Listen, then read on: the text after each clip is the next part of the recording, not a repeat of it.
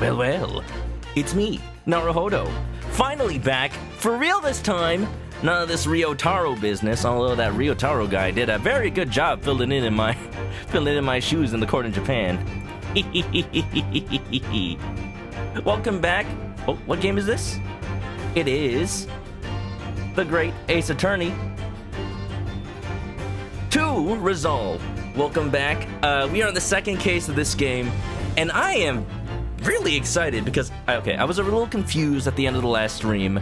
The character's talking about a case. Like, oh, remember that? That thing we were told not to talk about?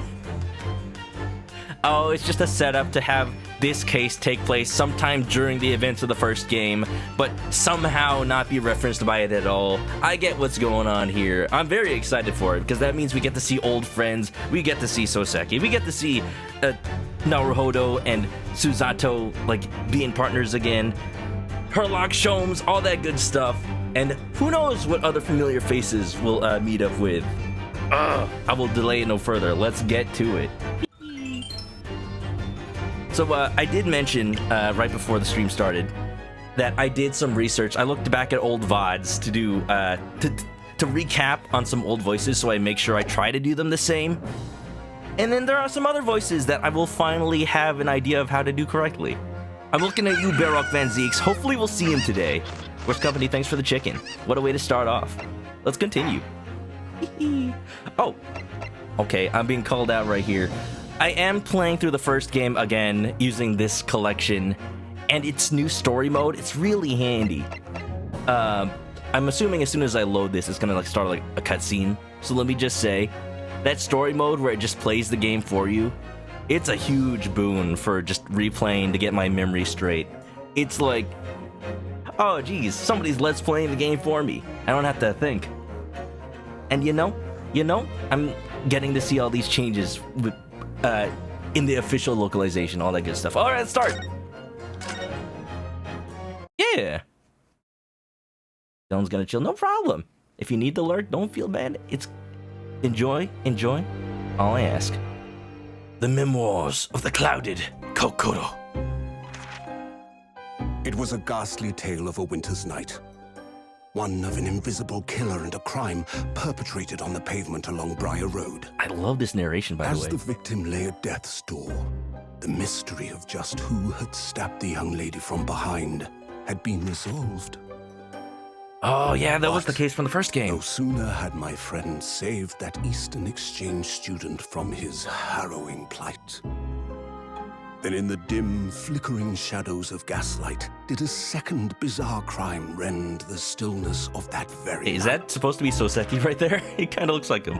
I dare say most can still recall the sensational headlines of the day. Haunted apartment of death. The condemned criminal's curse. The dread demon of coal gas. Oh no, that's the gas that's entering my apartment. Though the great detective had at once discerned the truth upon his arrival at the scene. It only proved to be the overture that announced the rising of the curtain on a most tragic play. No, I recognize that outfit. Is this? Oh. I was wondering about that. Yeah, I do remember. If you guys don't remember, you'll be reminded very soon. Talking about characters I should remember how to do the voices for. Yeah. I'll also say that narrator is very storybook. Reminds me a little bit of, I don't know if anybody's played the game Little Misfortune. Yeah. Very, very, very storybook. Anyway, my name is Ryunosuke Naruhodo. I'm a fledgling lawyer, but just starting out on my journey. 6 months ago, I arrived as a visiting student of law. Well, not exactly, close enough. Having made the long voyage across the sea from the Empire of Japan to here, London, England. And on the way, in quite extraordinary circumstances, I made the acquaintance of a world-famous detective. Oh, who? Herlock, yes, Herlock Sholmes. Currently, I reside in the attic of the detective's own lodgings, from where I had run my own legal consultancy of sorts. I've successfully defended a number of clients in Britain's highest court, the Old Bailey. But since a particularly grueling and unforgettable legal battle 4 months ago now, I haven't returned to the courtroom. In truth, I lost my right to return. But that epic trial was just one small part of an epic tale. A tale which was now about to awaken from slumber. Thanks to a letter that arrived this morning from my homeland. Oh? That's the letter that Susato wrote, I think. I think Ryunosuke's not feeding himself. That Susato's not here. What? I bet Sherlock Holmes is too busy, like, inventing an automatic pancake maker to actually, like, feed himself breakfast either. Oops. Unibro's gonna go, hey, have a good night. Thanks for coming on by. Oh, what a delicious smell wafting up the stairs. It must be nearly time for breakfast. I'd better go down to Mr. Sholmes this week. I still gotta get used to saying Mr. Sholmes. And say good morning to the great detective and his flatmate. So when I played the first game, Ryunosuke's voice was just my voice. But now that he's got this whole, like, speaking the Queen's English in a Japanese accent kind of thing going on, I'm gonna try to put a little bit of that in without going over the top, hopefully. But the bass voice is still my voice. You like the little Darumas? I like how he's prettied up the room to his personal taste. Yeah. Oh, I should have remembered if anything's different here. There's those playing cards. There's those knives in the wall. And apparently, what was it about, like, Herlock Sholmes, like, shooting the wall? Are those bullet holes still there? 30th of August, 7:28 a.m., Sholmes' suite. Iris! I'll be going right at it. Bruno, good. Bruno? That's adorable. Is that always her nickname for him? I was just about to call up to you. The bacon's ready. Bacon. Traditional English breakfast, nothing but bacon. Good morning, Iris. It smells delicious as usual. Before we eat, though, I have some news. I had a surprise this morning. Shh! Not another word, Mr. Naruhodo. There he is! Oh, look at that sexy anime boy Herlock Sholmes. I said his name right. Without the jacket, you know, he's got that floofy hair. I have missed this fella. I have missed him so much, and I have missed doing his voice. Look at him. This could just be the abstruse thing for my pre-breakfast stagnation-repelling mental stimulation, my dear fellow. Morning to you, too, Mr. Sholmes. This is just a normal morning. Hey! Ah, yes, I see. So that's it. What's it? You've learned how to hypnotize people by staring into their eyes? The truth is as clear to me as day. My faculties of observation have revealed it again. What are you talking about? You, Mr. Naruhodo, you have, this very morning, met with a surprise. No hit, Herlock? No shit, Herlock. That's what I was about to say. Well, is that not the case? Yeah, that's the Herlock I remember. Totally legally distinct from Sherlock Holmes and not suable by the Conan Doyle estate at all. Curare. That's how you pronounce it. Mr. Naruhodo, that's me. Really, my dear fellow, it barely warrants explanation. Firstly, your hair is particularly unkempt, somewhat reminiscent of a bird's nest. Well, I'm a chicken, I can't help it. Oh, you mean Naruhodo. Secondly, you have neglected to fasten the third button of your jacket. Clearly, when considered together, the Jack Frosts are here to clean it up. They're here to do your hair and dress you up right.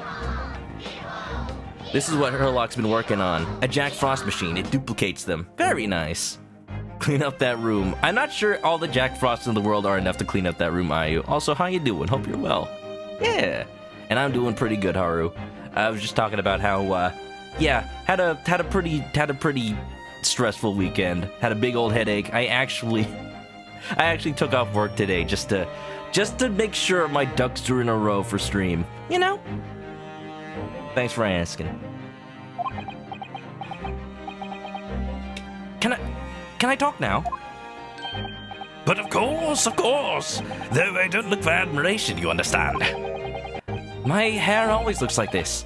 It's been this way since I first met you. Ryunosuke's got that anime hair. It just looks perfect every morning out of bed. To be honest, my hair is kind of like that too.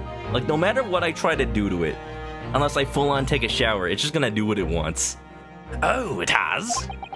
And the button was ripped off last night, if you remember. By you. Oh my, what were they doing? Hurley pulled your button off. Iris, don't worry. It's how grown-ups play. What?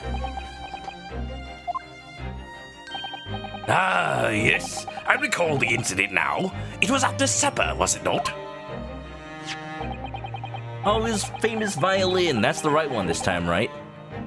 As the evening advanced, I picked up my violin and begun to play the wailing notes of a haunting tune. Oh, you got the wailing part right. But then, to my utter dismay, the third string snapped. Why did it have to happen? Why? Little wonder then that in my vexation I grabbed the first button I saw and ripped it from its proper place. Ah, perfectly balanced. Third string, third button. It's only fair. Shouldn't have been standing there, Ryunosuke. But I'd like it back now, please. It's troubling me that I can't fasten my jacket. It's called style, Ryunosuke. You're ushering in a new era of fashion for London. You've been working since 7 a.m. It's time to sleep. Do get some sleep, though. Yeah, hope you get your rest out of you. And thanks for coming on by. Scatterbrained as ever. And it's troubling me that you expect me to know where it is. Somewhere thereabouts on the floor, one presumes. Sholmes, have you seen the state of this floor? Honestly, more kent than my floor. Don't worry about it. But you know, I lost a piece of a Gundam about 2 years ago, and I still haven't found it, so I have low hopes for Ryunosuke's button. Helpful. What matters at the present time, my dear fellow, is simply whether or not my deduction was unerring. But Hurley, Runo said it when he came in, didn't he?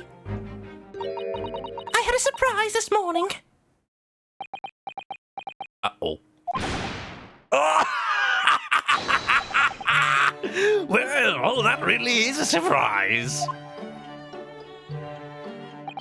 Ladies and gentlemen, Herlock Sholmes. Yes, this man is the pride of the British Empire. The famous consulting detective, Mr. Herlock Sholmes. There can't be a single person in the world who doesn't know his name. It just works so well, replacing the name with Herlock Sholmes. Like, yep, the famous Herlock Sholmes. You know him, right? Wink. That's his name, right? Wink. God. Man, Capcom stumbled upon something genius, even if it is basically what frickin' Maurice LeBlanc did so many years ago. Hey, great minds think alike, right? So Sapphire, what's up? 100% authentic, Herlock Sholmes. All right then, enough of this silly conversation. Come and eat this bacon before it gets cold. Yeah, we got bacon chilling.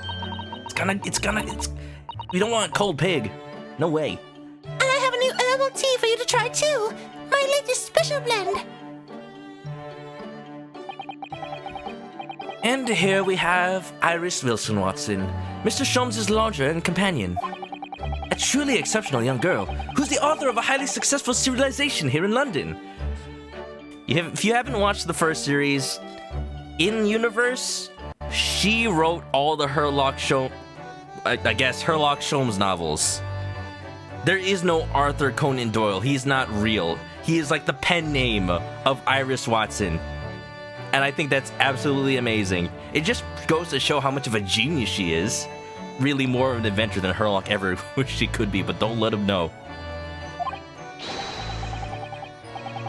Yes, The Adventures of Herlock Sholmes, as published in Rance magazine. Iris is Watson. Iris is Watson's daughter, who, I guess is taking Watson's place after Watson was murdered in Japan a couple of months ago now. Very many months ago now. she writes all the Sherlock Holmes books and writes them as adventures starring Sherlock and her father, possibly based on adventures that she had with Sherlock, Herlock. It's a whole thing. You should watch the first game if you want to know more. So, Mr. Narhado, won't you put us out of our misery? Don't phrase it like that. What surprised you this fine morning? Oh, well, I received a letter from Japan. Oh, from Susie, you mean? Susie. Oh, I'm so glad they made it official. That was always my nickname for her. Was it? Really? That's right. And she had some rather startling news, in fact. Ah, intriguing indeed. You must tell us all about it over breakfast. Breakfast. Oh, yes, what fun. Oh, whoa, whoa. Oh, buttons. Well, this is different. Oh, I guess this is just how it is in this version of the game. I'm not used to it. I'm used to like an entire bottom screen of buttons, not like them just coming up. Well, time to do what we always do. Try to examine the world. Nothing particular. Gotta watch out for the icon changing. So this is Herlock Sholmes' room. What a place to start you, like, examining. Like, people like me who play point-and-click adventure games and don't want to miss a single thing. We're just gonna scan over every inch. Books, papers, scientific implements. These shelves are stuffed to the gunnels. The heck's a gunnel? I'm gonna have to look up, like, ye olde English words, aren't I? Miss Susato wouldn't be able to help herself if she were here. She can't stand mess. Susie might not be able to stand mess, but she wouldn't dare touch those shelves. Oh? Why not? Everything's in intricate balance. Hurley spends ages on it. Ah, yes. The exact amount of mess to keep Herlock's mind comparatively organized. If you were to touch even one thing, the whole lot would come tumbling down. Ha! Susie noticed it was a very delicate arrangement right from the outset. You make it sound like a meeting of great minds. But the truth is, Mr. Sholmes just needs to tidy up. Not me and my closet. In the hallway, no way. I don't have a stacks of game boxes in there. The entire building falls over if you touch a book. I wouldn't be surprised if Herlock himself, like, pulled out support beams in order to store more random books and knickknacks, you know? When it gets this time of year, Londoners seem to leave their hearts alight all day long, and I love it. It's like the equivalent of a kotatsu. There's something very relaxing about watching the flames flit and dance about. Nowadays, people have fireplace apps on their phone. Ace is the world-famous detective. Hey, it's a certain kind of genius. Eccentric genius. Esoteric genius. That's why nobody can match his mind. Because the mind is so unique. Like Philip J. Fry in Futurama. It's made of used carpets. Something like that. But the fireplace in days of summertime is a waste of space. Really, no use at all. No use, huh? Rather like a great detective in days of no crimes and criminals, Hurley. But consider this. Instead of a fireplace, a frost place. That's my latest idea. You're inventing a freezer? Has that been invented yet? When were refrigerators invented, actually? And then freezers by extension. An extraordinary hearth from which emanates a cool breeze in the hot summer months. What do you think? Something like air conditioning crossed with a freezer. I think if you invented such a thing, your name would go down in history. Air conditioning. Don't worry, Herlock. Just wait a couple of decades. Although, I think to this day, even England is pretty slow to adopt air conditioning. I saw this YouTube channel. I think it's called, like, Lost Over the Pond or something like that. I need to look it up again. But it's about this British man who immigrated to America. And, like, just listing off things he was very surprised to see was either totally non-existent in England or more common in America. And one of them was air conditioning. Like, even now, like, a lot of homes in England just don't have air conditioning. I guess they're just more old-fashioned than that. That's based on his experience, so I'm just going off the video. Could be a lot of people have air conditioning in England now. The principle is extremely simple. One must, of course, light a cold fire in the hearth. Okay. Okay, let me know when you've invented that, Herlock. Yes, of course. Brilliant. Brilliant. The trouble is, none of the fires I build ever burn cold. How it taunts me. Yeah, just go over down to Zoro's domain. They got blue fire. So, as you British say, it's a bit of a damp squib. Sure. American restaurants also ask how you like your eggs. Are eggs only served in one way in England? Cold fire, easy. Ah, yes, the huge metal chest with a lace cloth laid on it, being used as a table for tea and coffee. Honestly, it's pretty stylish. I'd put that in my room as like the coffee table. It's so stylish.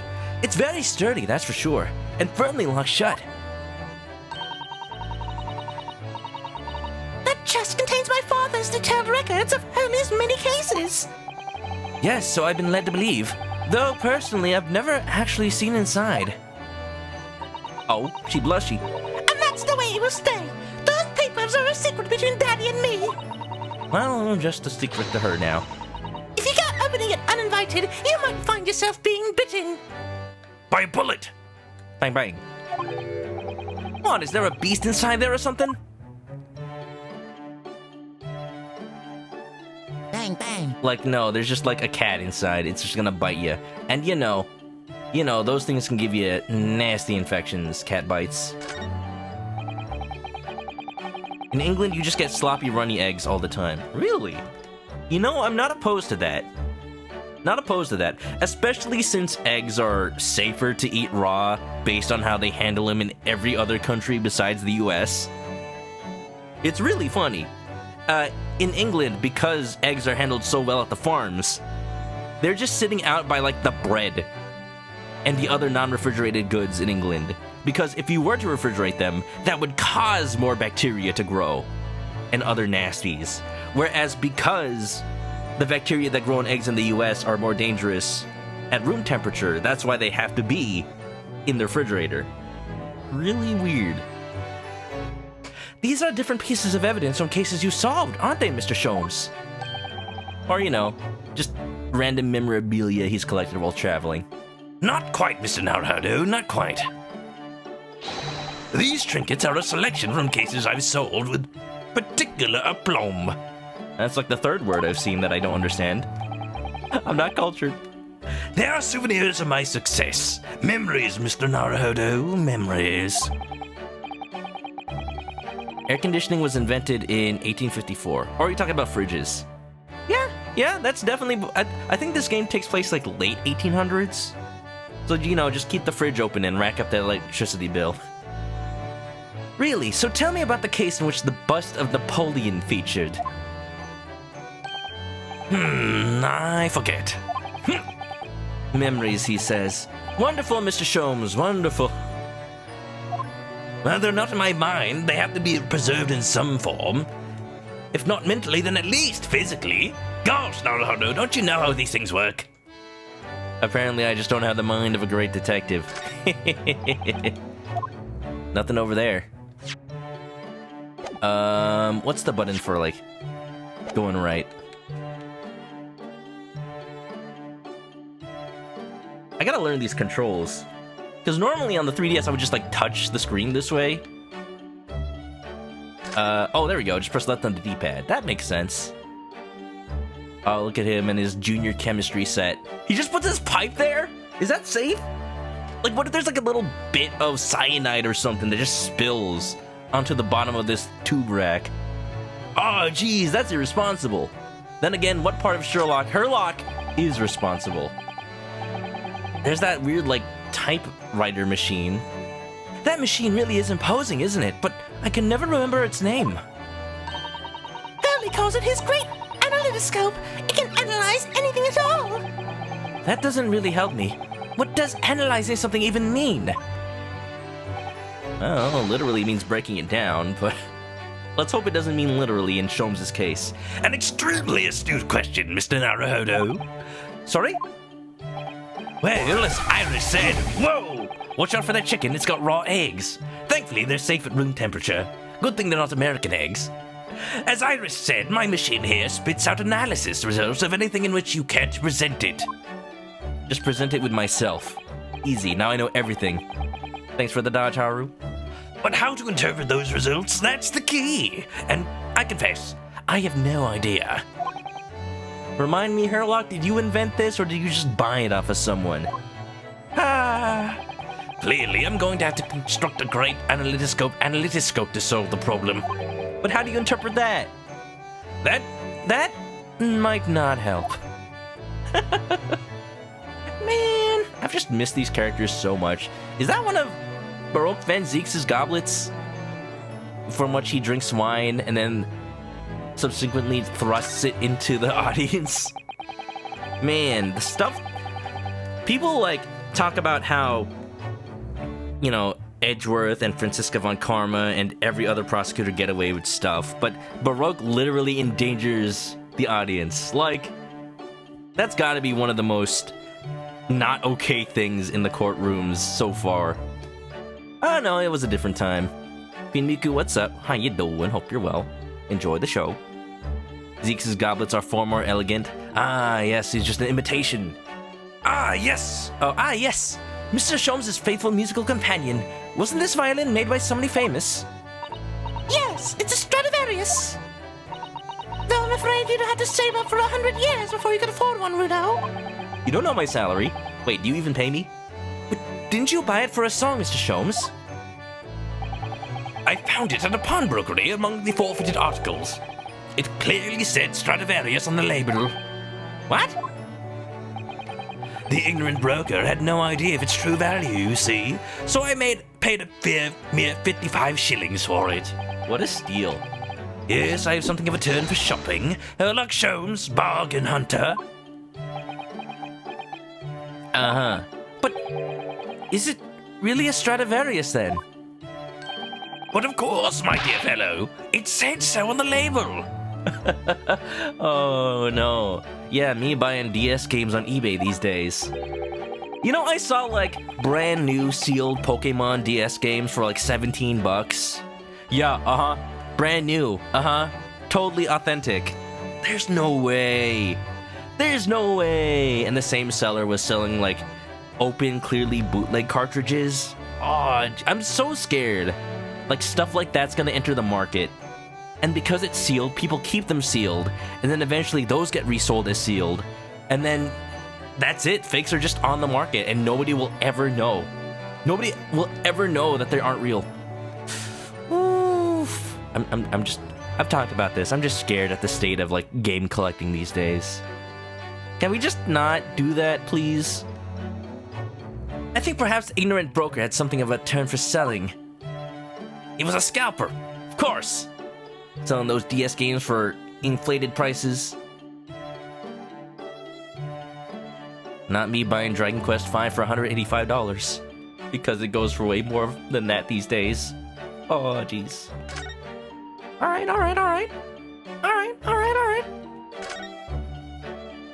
I do like the subtle 3D from moving the camera around. Sometimes I forget this game was originally on the 3DS.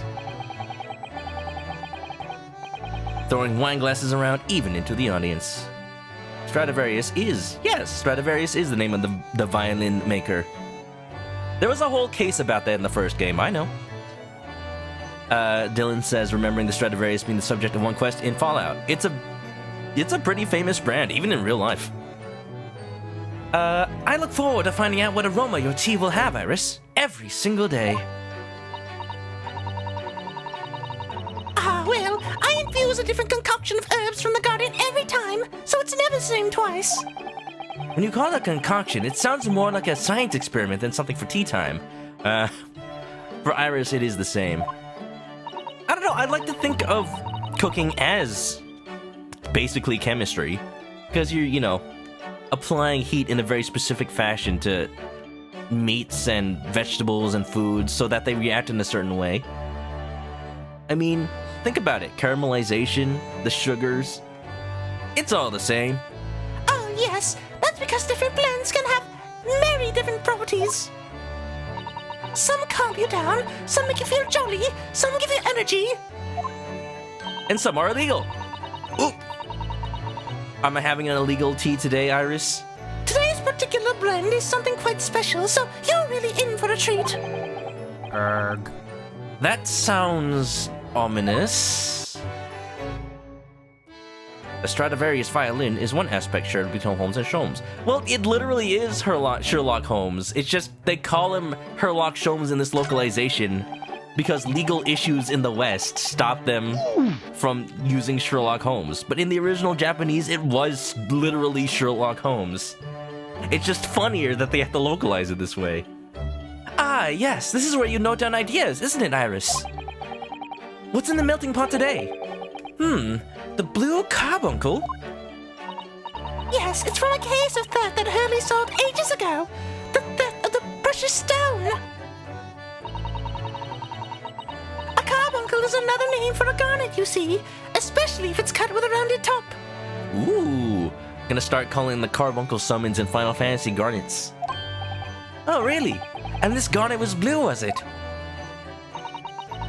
I don't know much about jewels, but I do like sapphires. Especially the soul variety. Well, that's the thing. They're usually red. No blue garnets have ever been discovered. Makes it sound like it's not a garnet then. Oh. So who knows what the stolen gemstone actually was? It's a Chaos Emerald! Chaos control! That's the real mystery of the case. A proper Herlock Sholmes conundrum, huh? Wonderful! And here's all the, drugs! As in, drugstore. Yeah. Pyro Drink, how you doing? How's the game? Oh, you know, it's just as bit as wordy as I remember. Great Ace Attorney. Ace Attorney in general, to me, is at its best when I get to just explore and read all the lore behind everything. Even though it does take a little bit. I'm just really, really happy that I'm back in this world, interacting with these wonderful characters. There are so many different bottles up there on that charming little set of white shelves. Oh, do be careful, Reno. You mustn't try the contents of any of those bottles, even if you're hungry. I don't think I'd be that hungry. How would I do something stupid like that? I'm not a child, you know. Okay, Ryunosuke, Ryu. I seem to remember in the first case of Great Ace Attorney 1, you're like, man, I actually am kind of thirsty. Maybe I should drink water from this bottle of possibly laced with poison sparkling water. No, I shouldn't do that, it's evidence. Imagine. Well, he would have actually been fine if he drank it. But imagine if he was like, oh yeah, don't mind if I do. And he just happened to have like, I don't know, he bit his tongue earlier. Oops, curare. That's it. That's the end of the series. No Phoenix Wright. Wouldn't have happened.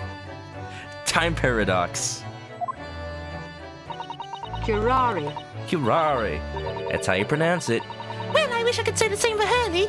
The other day, he polished off a full bottle of one of my alkaloids. Is that safe? Did you give him an antidote? Windy, what's up? How you doing? I knew you'd make it. Hope you're doing well. Hope you've been well. Got case 2. Yeah, I finished case 1 in 2 streams last week. I enjoyed it so much. Honestly, not as annoying as the first case from game 1. Only because, you know, Giselle Brett wasn't there to tell me to shut up. I actually liked the what would you call it? The actual perpetrator. This time, I kind of wish he'd show up more, but you know, it makes sense. It's only the first case. Of course, the first witness that gets brought up has to be the actual person who done it, who saw it. Frank did it. You missed it. Oh yeah. Ray Membami, as she's called in this game. Or Howie. Howie. They're adorable. I hope, like, I don't know. I'm probably never gonna see her again, but, you know, I hope she's at least mentioned later. Man, why is there no Great Ace Attorney 3? He what? Oh yeah, just down the whole bottle. He said he was hungry. I'll be extra careful. You know, maybe that explains why Herlock is that way. Ah, jeez. Drinking too many alkaloids. Pyro Jing's going well. Love this series. I love it as well. Honestly, I'm just happy there's more Ace Attorney in this world. I'm hoping this means that we'll get an Ace Attorney Investigations collection at some point and an official translation for AAI 2. Please? Please, Capcom? I can type with my eyes shut, you know. Oh yeah? Like that meme? Type Garfield with your eyes closed. Just type Garfield. You can touch type. I can believe it. When the deadline's approaching, you sound like a Gatling gun. She's got one of them mechanical keyboards. Because it's literally a typewriter. That reminds me of a dream I had the other day. It was such a funny one. It woke me, actually. What? There was guns in your dream? I was typing for a whole hour in the pitch black, but I didn't make a single mistake. That's impressive. Didn't have the courtesy of backspace in those days. That's incredible. But then, when it got light, I found that there wasn't any paper in the machine. Oh, poor Iris. Now that's a nightmare. It's like when you do your homework in your dreams and you're like, wait a minute, where did it go? Oh no, my dog ate it. Now I wonder if I'd actually been typing at all. I think you might have just fallen asleep on the job. Oh. Yeah. Investigations 2 was good. I haven't played it yet. I'm excited to. If Capcom doesn't say anything about that game pretty soon, I'm just gonna have to play the fan translation of that one. If there's anything I can rely on, it's the fans of these Ace Attorney games to just make the most authentic playing experiences. The people who fan translated Ace Attorney Investigations 2 definitely took a more Capcom USA style approach to that game, localizing all the names and whatnot. It makes more sense because, you know, that game takes place in the present day. Here you can kind of separate it. I think that's everything in this room.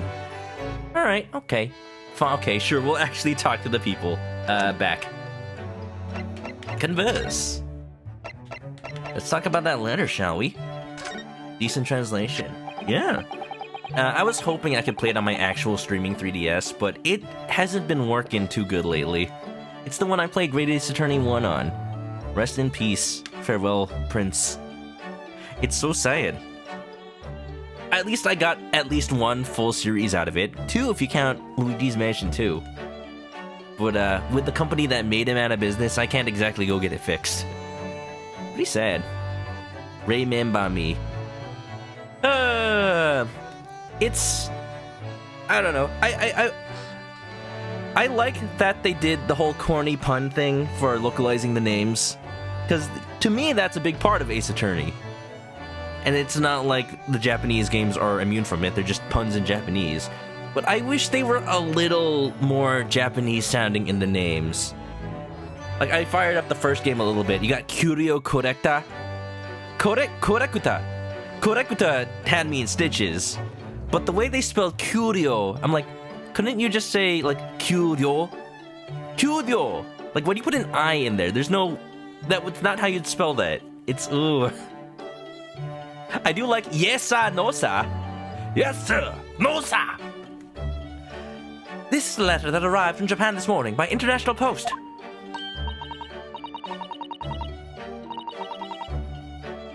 Yeah, I know a lot of people are not gonna like the fact that the names are different, but that's how it is with every Ace Attorney game. This is just like the first one that people have actually played with the Japanese names first.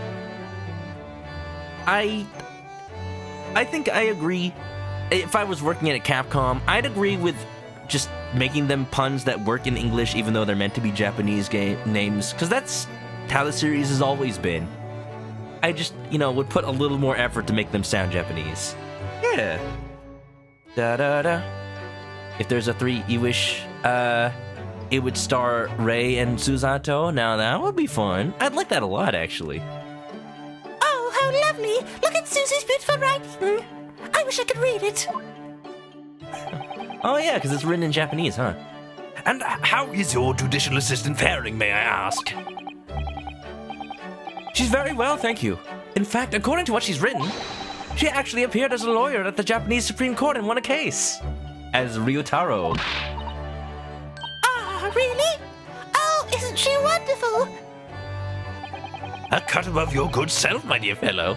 honestly, she fared, I think, better than Naruhodo did on his first case, but to be fair, Susato had more experience. I've won cases too, you know. Apparently, Mr. Natsume appeared in the trial as a witness. Natsume. No, I don't recall that name. What? Sholmes, really?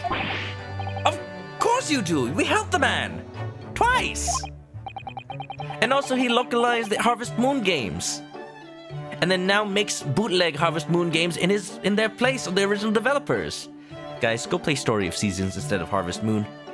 It is what Harvest Moon really is now. There's a whole thing about it. You know, in those 2 cases that took place on Briar Road 6 months ago? You know, the 2 cases. You remember that second case, the one that totally happened? Ah, the mustached twitchy man with the somewhat feline eyes and the mustache. Yeah, that guy. He didn't have 2 mustaches, Hurley. What? Feels like he should have had. Like a cat. Yes, who could forget those 2 cases? They made a very deep impression on me. Although I must confess, the details are a little hazy now. A very deep impression they made on you, clearly. See, we didn't have any physical memorabilia from that case. We should have kept this cat. Wait, didn't we? We kept a cat. So, what was this startling news penned by Miss Susato? Do you remember the case of the haunted lodgings, Mr. Sholmes? Flashback time. Ah, yes. It's very interesting, you know. I don't feel entirely uncertain that a case of that nature did not occur. Sholmes is us right now, the people who only played the first game. Or maybe haven't played the first game in 2 years. He's totally forgotten then. Anyway, in her letter, Miss Susato asked that we read over her case notes again and investigate further. Though it took place half a year ago, for what purpose? Because of something that Mr. Natsume said to her, apparently. He suggested that the real reason why she was called back to Japan so suddenly might have been something to do with that case of the haunted lodgings. Sounds like Herlock could use a refresher then. Oh? On Mr. Natsume's return to Japan, Miss Susato's father questioned him about the case. She says. And something Mr. Natsume said appeared to trouble Professor Mikotoba, prompting him to send that telegram. Oh, that case! Yes! But why are we not supposed to talk about it? So that Herlock could forget about it? Apparently. It was. Very strange, wasn't it? Haru says more Dragon Quest teaser coming to the Yeti. Oh no! Again? Oh, I see it happening. Yeah, I'll only put it up. Y'all may or may not know I'm addicted to shirts from the Yeti. They're a site that does like daily shirts every now and then. Supposedly every day, but sometimes during like the summer. They do like summer sweaty fests and only sell a couple of designs.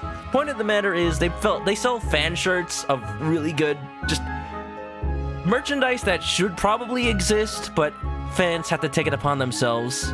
I bought this beautiful, adorable slime shirt not too long ago that I am trying to scroll down and find. Apparently, I bought it longer ago than I thought. Here we go. Oh, I bought both of these actually. Check it out. Got this hero slime with the Erdrick sword and everything. On the left, taking down an enemy. And on the right, Club Sunshine Cabaret, run by none other than Goro Majima and Sotenbori Osaka. Cool stuff. I can't show you guys the next shirt coming up because it's not a full reveal yet. They're just previewing it. But, you know, if you like nerdy stuff, if you like video games, you should go check them out. I also bought a Metroid shirt not too long ago. It was based on Metroid Dread. Hold on. Oh, they've got like Skyward Sword ones. I missed out on those. I also bought this shirt. Check it out. Based on the box art for Metroid Dread.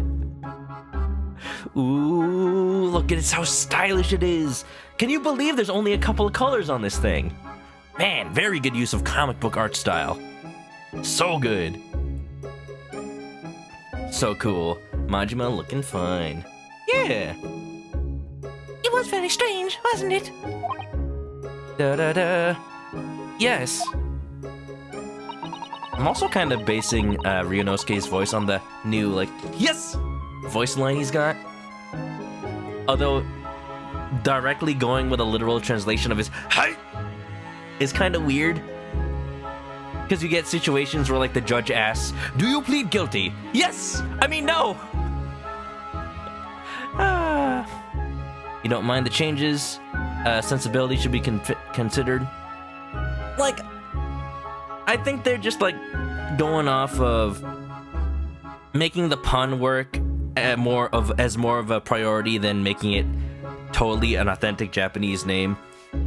Because, you know, that's just how, you know, Ace Attorney localization has always gone for humor and,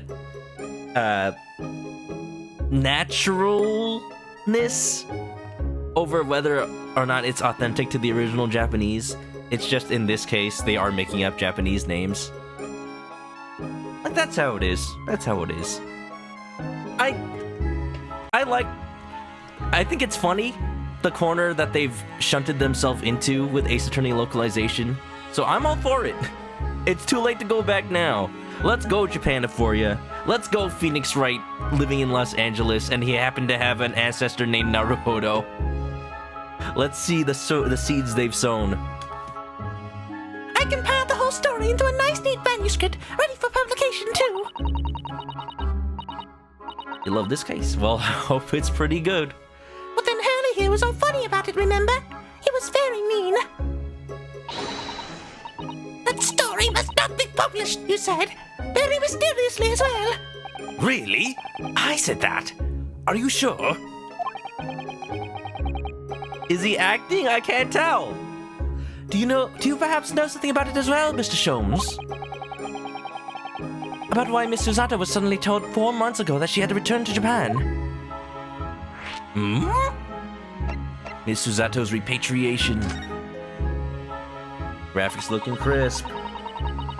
Like, honestly, this is the reason I haven't even started playing those few cases that were already fan translated.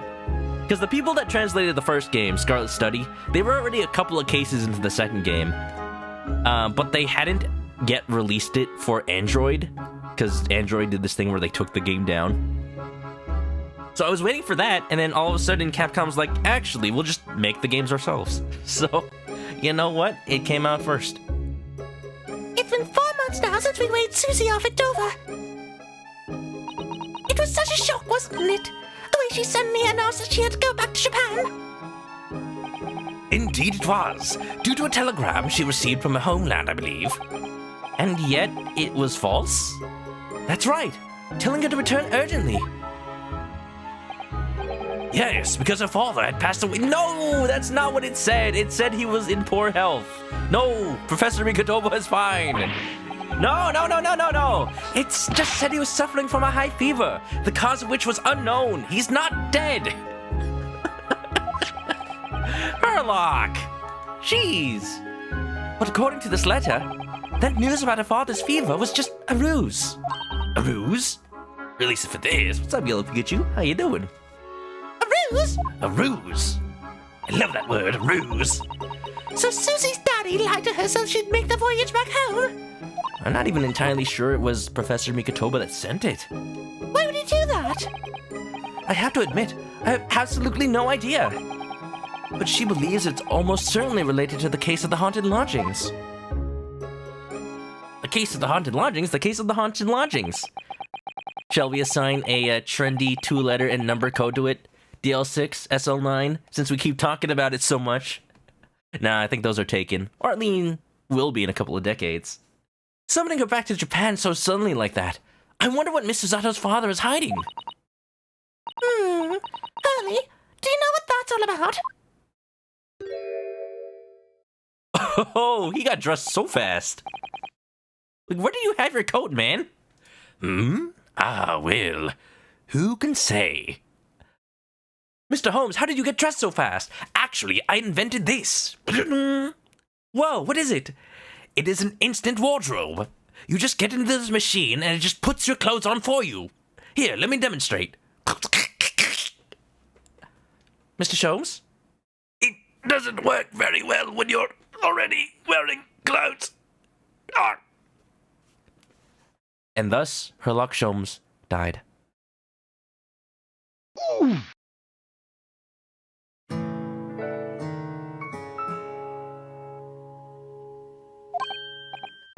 What? But you said...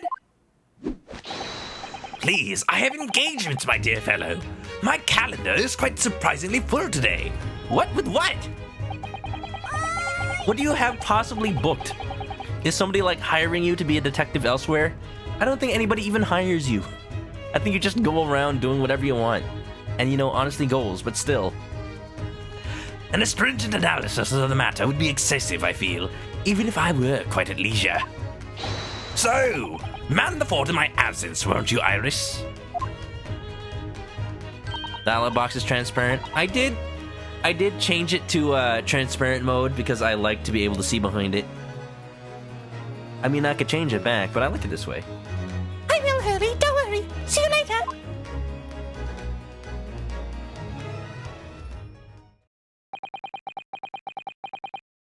Unless you guys would like it with the more solid background, but you know, I just don't want all these beautiful models and backgrounds to go to waste. You scuttled off rather quickly there. Have I checked out the DLC?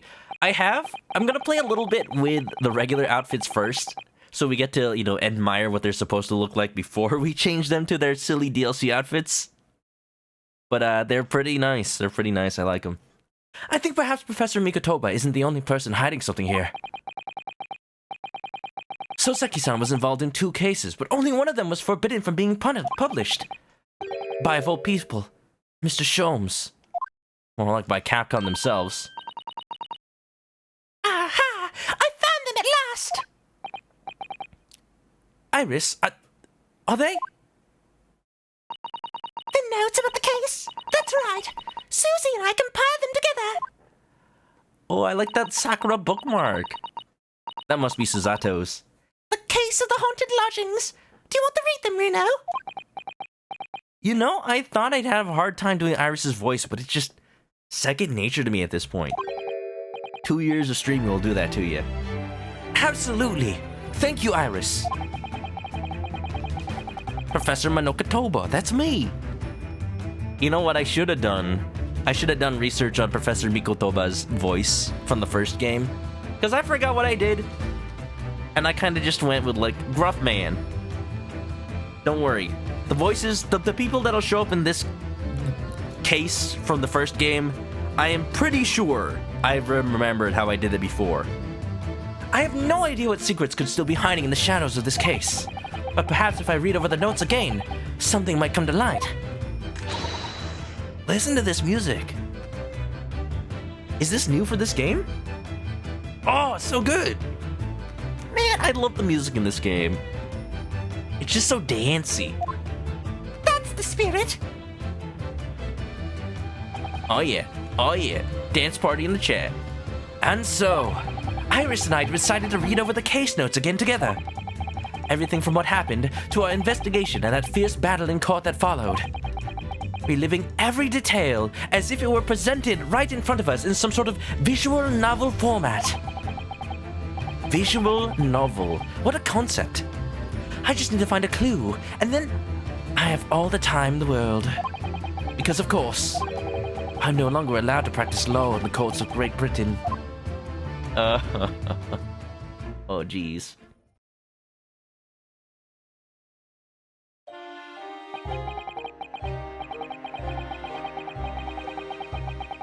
It was 6 months ago. A mysterious incident that unfolded on the wintry streets of London. A young woman was found lying on the snowy pavement of Briar Road with a knife in her back. I remember that all too well. Didn't the knife just, like, happen to fly out a window and into her back? Talk about unlucky. Jeez. That's like Stanley Yelnats level of, like, oh, it happened to fall from the sky. Except instead of a pair of shoes, it's a knife into your back. You know what they say, a falling knife is all blade. Fortunately, her life was spared, but she was unconscious for several days following the incident. The fog was thick, and nobody saw her attack her, but by a cruel twist of fate, a visiting Japanese student was walking behind her at the time, and was duly arrested. Student? I guess Sosaki's a student. That man was Sosaki-san, and the man who effected his arrest was Mr. Sholmes.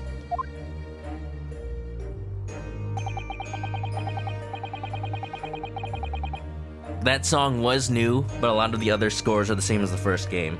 I still appreciate all these scores, all this music. Like, I can tell that the Ace Attorney series doesn't get as much budget as Capcom's bigger games. You know, Resident Evil, Monster Hunter. It makes sense. But boy, does the AA team make do with what they've got. Believing in our compatriot's innocence, Susato-san and I decided to represent Sosaki-san in court. And after a grueling trial of many twists and turns, we finally managed to prove his innocence. Joyful, joyfulness, jubilant jubilation! Was the man's reaction after the trial, but his jubilant jubilation was short-lived. I remembered something about that. I looked over the notes for the translation of the first game. The fan translation was like, oh yeah, Sosaki did this like type of poetry where you say 4 words that have some sort of cadence to them. Looks like they've also brought that forward in this game. We received a telegram from Mr. Sholmes the following morning.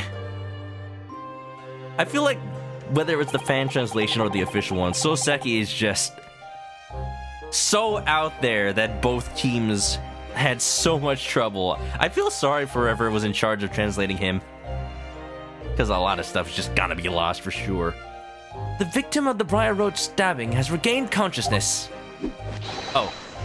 Hurry to Barts at once! That's Ryunosuke doing a Herlock impression. Isn't it amazing? So Susato-san and I summoned a hansom and headed immediately to the hospital. A hansom.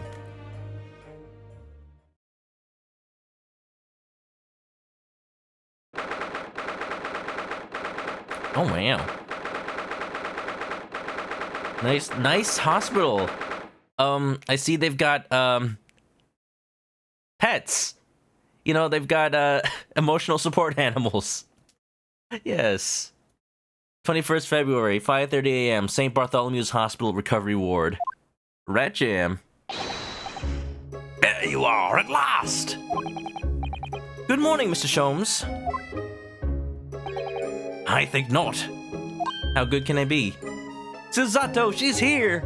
Ready to take down, or toss. Oh! You're late! What on earth took you so long? Came as soon as we could, man. You know, Uber won't be invented for a while. Yeah. You like the Michelin Man statue? I did notice it. I just wasn't sure what it was. I don't... Michelin Man? This translation is a little wordy. I mean, like, even the fan translation of the original felt really wordy to me. I think that's just the nature of this game. Victorian for you. Your telegram only arrived at 5 o'clock, Mr. Sholmes, and it's a 20-minute ride to the hospital. That's right, and it's 5:30 now. I think we made very good time. The time is utterly irrelevant. The fact is, I've been waiting for what has felt like an eternity. Don't you care about my feelings? Don't you care about Herlock, Sholmes? I thought you all loved me. Oh, it's not that, Sholmes. Ha. I sense a theme here. The exasperation in Ryunosuke's voice. Ha. In point of fact, I myself was awoken at 4 this morning by a telegram boy, and feeling it was somewhat unjust that I alone had been roused at such an hour, I sent one to you. It's a 5-star Michelin room. You know, by the standards of sanitation in hospitals in the 1800s, maybe this is like top tier. I don't know, I don't have a point of comparison. Well, thanks for that. Anyway, you're here now, so the victim is over there. She's only just regained consciousness. It's her! Wow. For a second, I thought she was like standing in bed. Yeah, we never really got to talk to her in the first game. I always thought that was pretty odd. Maybe they intended for this case to be part of the first game at first? You should introduce yourselves. I shall observe it from here. From here? Is she dangerous? I mean, she was stabbed in the back. I would be angry too. So that's the lady who was found on the snow-covered pavement with a knife in her back. Her name is... yes, here we are. Miss Green. Sounds about right. You've seen someone compare Holmes and Sholmes. Sholmes is certainly more wordy. Well, you know, different styles for you.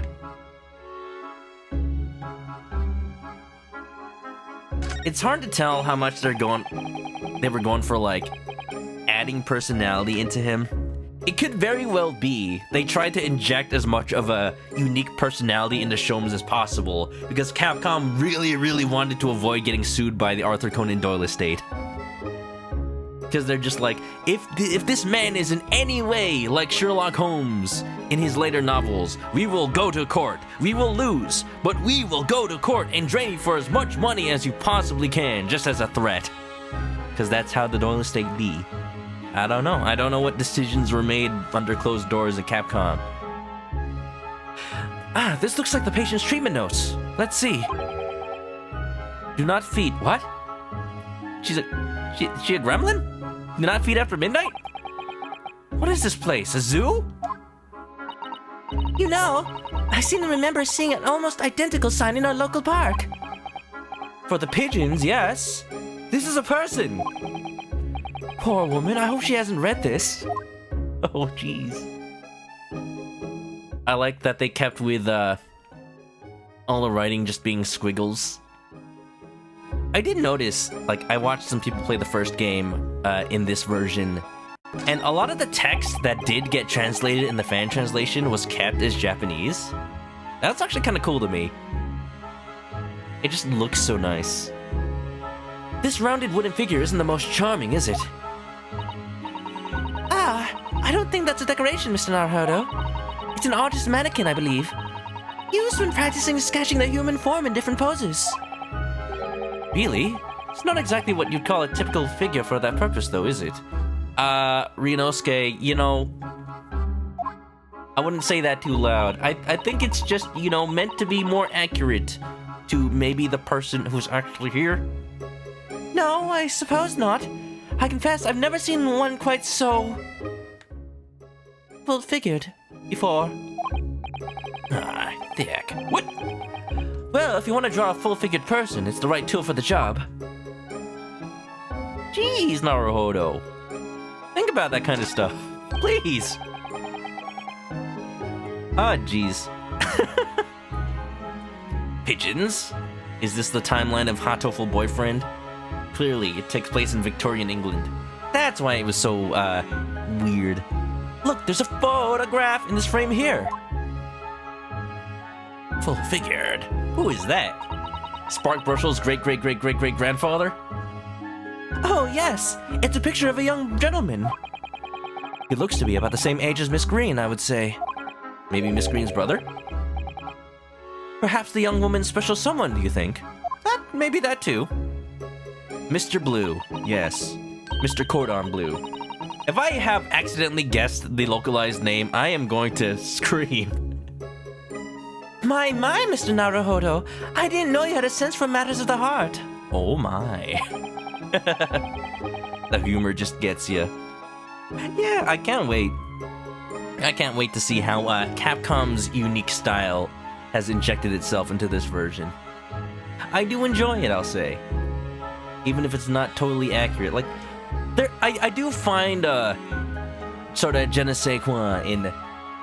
It's sort of a concept called reverse localization, where instead of trying to make things as close as possible to the original Japanese text, Just try to imagine what if the game was written in English first, and then kind of work backwards, saying like, all right, this is the Japanese text that came out of the original English, quote-unquote original English.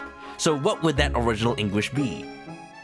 Because, you know, you wouldn't get stuff like accents in Dragon Quest games if not for that sort of thinking. I enjoy those things very much, even if they're not accurate. Because boy oh boy, are they just amusing. Not in the least. I sincerely said the first thing I thought of. We got a shipper on deck. A pearl of his time. That must be a pack of Miss Green's personal belongings. She would have been brought directly here after she was found stabbed on the pavement, though. I expect a friend or family member probably brought some things for her. Alright then, let's see what's inside. Are we allowed to do that? That's her stuff. A change of clothes, no doubt, and don't look through a lady's belongings. No, Mr. Naruhodo, you must never scrutinize a young maiden's personal belongings. Suzato knows what's up. Man, right in front of her, too. It's okay. If you want to look through my stuff, that's fine. I wasn't, you know, stabbed in the back recently or anything. I don't mind. But the young maiden might have chocolates or biscuits or caramel. You want to eat her food too? The heck, Naruhodo? Polite but rude at the same time. What the heck? There are lots of bottles in that cabinet, aren't there? Do you think it's safe to keep them like that? I don't know. I guess you need them easy access just in case the patient needs them. If you're a patient here, I feel sure you'd take some medicine by mistake when you were half asleep. That is a worry, but at least the cabinet has a lock, even if it's only a flimsy-looking one. Oh yeah, the lock-picking lawyer gets through that in no time just by looking at it. Oh, I've no doubt that you managed to unlock that somehow while you were half asleep as well. Ryunosuke's the lock-picking lawyer. This is the lock-picking lawyer, and today... Whoa, it's open. There are limits to even what I can do when I'm half asleep, you know, Miss Suzato. Naruhodo not a romantic. He was annoyed so much at Pat and Rolla. I remember Pat and Rolla. I think they actually kept those names for this one. I remember seeing somebody play and Rolla was the same, so I'm assuming Pat was as well. I mean, it's the pun that already works in English, Patrolla. I'm assuming a lot of the English names actually stayed. Oh look, it's our mousy friend. Eek! A mouse, Mr. Naruhodo! An enormous mouse! Vermin in the hospital? That doesn't seem the best. But it looks like a very healthy specimen, doesn't it? It's very plump. Is it just eating the patients? I'm not sure we can say that's down to the excellence of this facility, if that's what you were thinking. Well, he seems to be just chilling. I like him. We can name him. We'll call him Michael. Michael Mouse. Look, if we're gonna get sued for Herlock Sholmes, might as well go all the way. Get sued by Disney as well. What else have we got in here?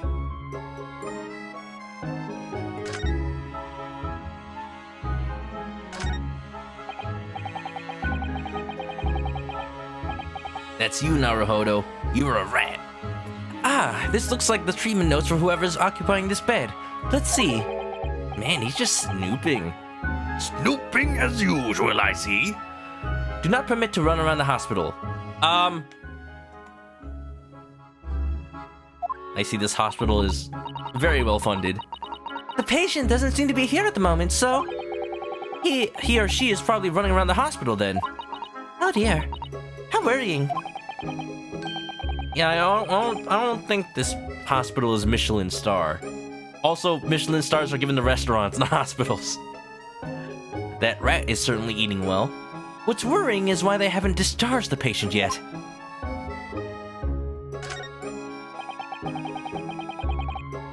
I know about the main cast mascots? Main cast mascots? No, what is that? There are all sorts of medicines in this cabinet, look! I'm not sure if it's safe leaving them in reach of everyone like this. Let's see, there's a little bit of curare in there, some cyanide, some potassium. Seems all above board. Oh, look! They got Yakult! Yogurt drinks, delicious. Yes, you're right. I can imagine if you were peckish, you might try a whole bottle or two. What's this about just drinking medicine when you're hungry? Is that a thing they do here? Well, at least there seems to be a little lock to secure the cabinet doors. Again, easily picked. I don't imagine that would stop you if you were hungry. I'd worry that you'd break the lock. Hungry and half asleep. A dangerous a dangerous combination. Hunger doesn't turn me into a criminal, you know, Miss Susato. What am I, Aladdin? Just a little snack, guys. Rip him open, take it back, guys. Good morning.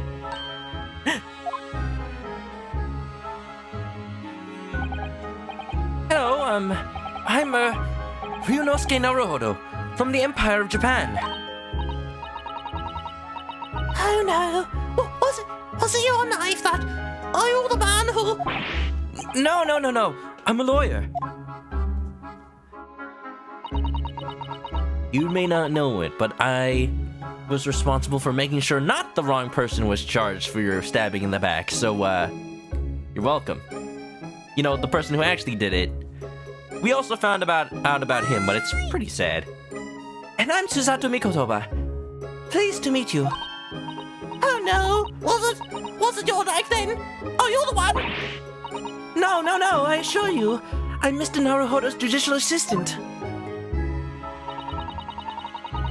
We heard that you regained consciousness and wanted to give you your best wishes. Best wishes? For me? Thank you. I'm Olive Green. I'm an artist. Olive Green. Well, no, that's not right, is it? What I mean is, I'm trying to be an artist. Hey, trying is as good as being an artist. You'll see. You'll just post your art on Twitter, you'll gain a huge following. I'm sure it's fantastic. Well, what I really mean is, I desperately want to be an artist. Chunosuke Mouse, Usato Bunny, Kumaris Bear, Usalak Bunny. Usalak? Is that official? Is that like a real thing? Or is that something fans came up with? Animal plushies in the game. Oh, well, I guess we'll find out about them later. I'm going in blind, even though it has been 2 years since I played this game. I have not watched anybody play it. I've not seen anything, so if possible, I'd like to, just experience everything naturally while playing the game. Yeah, I'll be glad to see them in the game itself.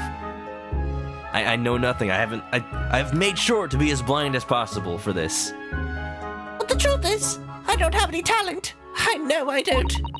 It's no wonder I was stabbed in the back. Whoa! I don't think that's related, actually. Gosh, this young woman seems to bend over backwards to put herself down. Mood. Seeing as we're here, we should ask her about what happened from her perspective, I suppose. The art director came up with them. I should look into buying the art book for this game. Do you think they still sell it? I hope they do. It's just so hard these days to collect things. Games are going up in value, art books are going up in value. I just want to, look at concept art for Ace Attorney, man. To suddenly be struck in the back by a blade as you were walking along the pavement. What a terrible experience you had, Miss Green. I don't think she needs to be told that. She's the one that felt it. It was so cold that day, and the fog was so thick, I couldn't see a thing. Oh, that was 4 days ago now, I think. Is that right? It's what the doctors told me. The doctors also said if I had gone to a better hospital, I would have awakened in 1 day. But my insurance could only afford here.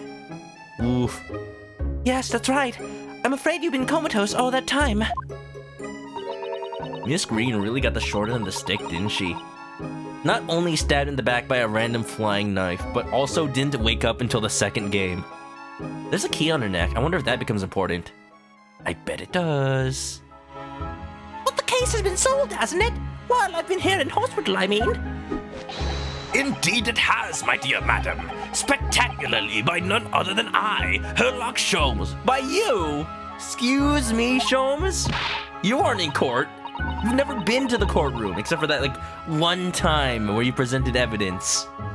And that wasn't even that case, sir. Mr. Sholmes, as you well know, it was Mr. Naruhodo's hard work in court that solved the case. Are you yet to hear what happened, Miss Green? Yes, I'm afraid so. A gentleman from the police force is supposed to be coming to fill me in shortly. Oh, wait. What's his name? Hold on, I remember. I hope it's Inspector... I remember. Inspector Fish and Chips. That's what I'll call him. Freaking... Oh, man, I knew it before the stream. Gregson, that's the one. Gregson. I miss that dude. I miss his fish and chips. I hope to see them in full HD. Oh, I see. Me coming around seems to have made everyone frantically busy. I'm so sorry. I never should have regained consciousness. It was selfish of me. What?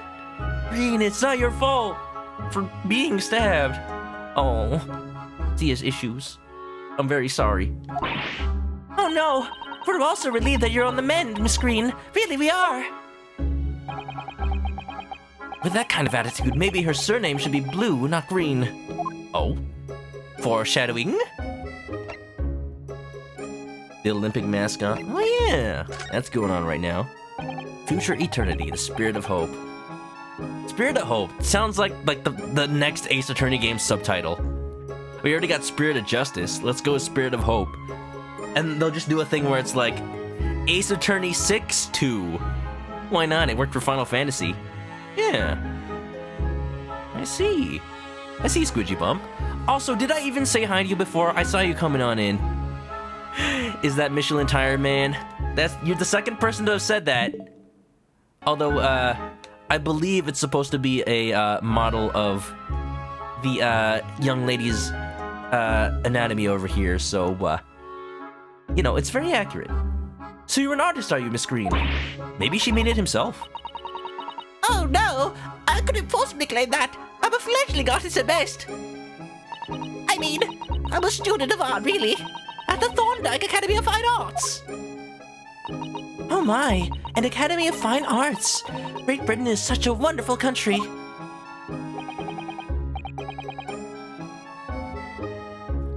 Her first name was originally Viridian. People know that. Why does that need to change? Viridian Green. That's literally also a shade of green. Okay, now I don't even know why that needed to change. Tell me, Miss Green, do you live hereabouts? It might also be one of those things where whenever fan content gets put out there into the world, official companies have to like put it in a book and say that they cannot use that in case that the fan creator, even so as much as possibly, sues them for stealing their ideas. Like, even if they wouldn't, like, I don't think that the creator, the study ever would. But it's like a policy among places like game development studios and whatnot, just to have to protect themselves. It sucks. It sucks a lot. Like, I saw a Twitter post recently about how, like, all these, like, fan Pokemon ideas that you guys would be like, oh, why doesn't Game Freak do this? Well, because you posted it on the internet. Like, Bulbasaur with a pumpkin on its back. Yeah, well, yeah, now Game Freak can never use it because they need to protect themselves. It's a terrible, it's a terrible situation and idea. But, like, from the perspective of having to protect yourself legally, it's how the world is, I suppose. Al Eggs, thank you for the raid. Hector, thanks for shouting out Al Eggs. Hope you had a good time with Dead by Daylight. I will warn people raiding on in with every raid that comes in. This is the second great Ace Attorney game, so if you don't want spoilers for both the first one and this, feel free to duck on out, but thanks for coming on by and hope you had a good stream. And enjoy the show. I will be trying to pay more attention to the game with these kinds of streams, so please try not to feel like I'm ignoring you on purpose. I assure you I'm not. There's a second Great Ace Attorney. Yeah, they're both in the game. They're both included. This is a collection. Great Ace Attorney Chronicles is Great Ace Attorney 1 Adventures and Great Ace Attorney 2 Resolve. So, I'll try not to explain that too many times today. So again, if you need to go for spoilers, please feel free to jump on out. But thank you again for the raid. If you need to see the first game, I do have a YouTube channel where I've played the first one. If you want to see that. Yellow Pikachu's already ducking. I don't have a... Okay. I don't have a YouTube command. So tell me, Miss Green, do you live hereabouts? Oh, no, actually. I don't deserve it, but I have a little flat on Brixton Road. I see. How very interesting. Oh, no. Is it? Am I interesting? I'm sorry. Sorry for being so interesting. No, interesting's good. Brixton is some 10 stops away on the underground from here. And Thorndyke Academy is a mere 3-minute walk from Brixton Town Centre. Does that matter, Mr. Sholmes? Perhaps not, but Briar Road is a far less salubrious part of town by comparison, dwelt in by those of inferior means. I see. Including the maleficent Mr. Mustache. He's not maleficent! He does look a little sketchy. Especially like the way his eyes are literally like sketched in rectangles. But he is a good man. Inferior means? I suppose Saseki-san does fit the bill. Oh, jeez. Just lurking. Well, enjoy the lurk. It's really good. It's definitely got the Capcom touch of absolutely ridiculous localization. Like it or not, that's how they have decided to do things with Ace Attorney. And like, it's a different style. I do wonder if Scarlet Study is going to continue with their fan translation now that the official one is out. But like, it's what I come to expect from Ace Attorney in general. It struck me as somewhat out of the ordinary for a young fine arts student to be walking in such a district. It was something about like she had to return books to the library, I think? Or maybe Soseki was the one returning books. I think it was Soseki, actually. That's all.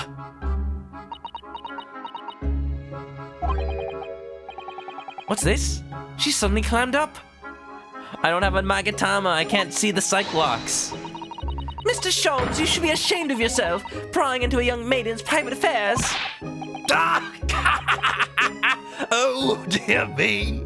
Do forgive me. Herlock, you're not supposed to laugh that off. Like, actually, that is invading your privacy. If you don't mind.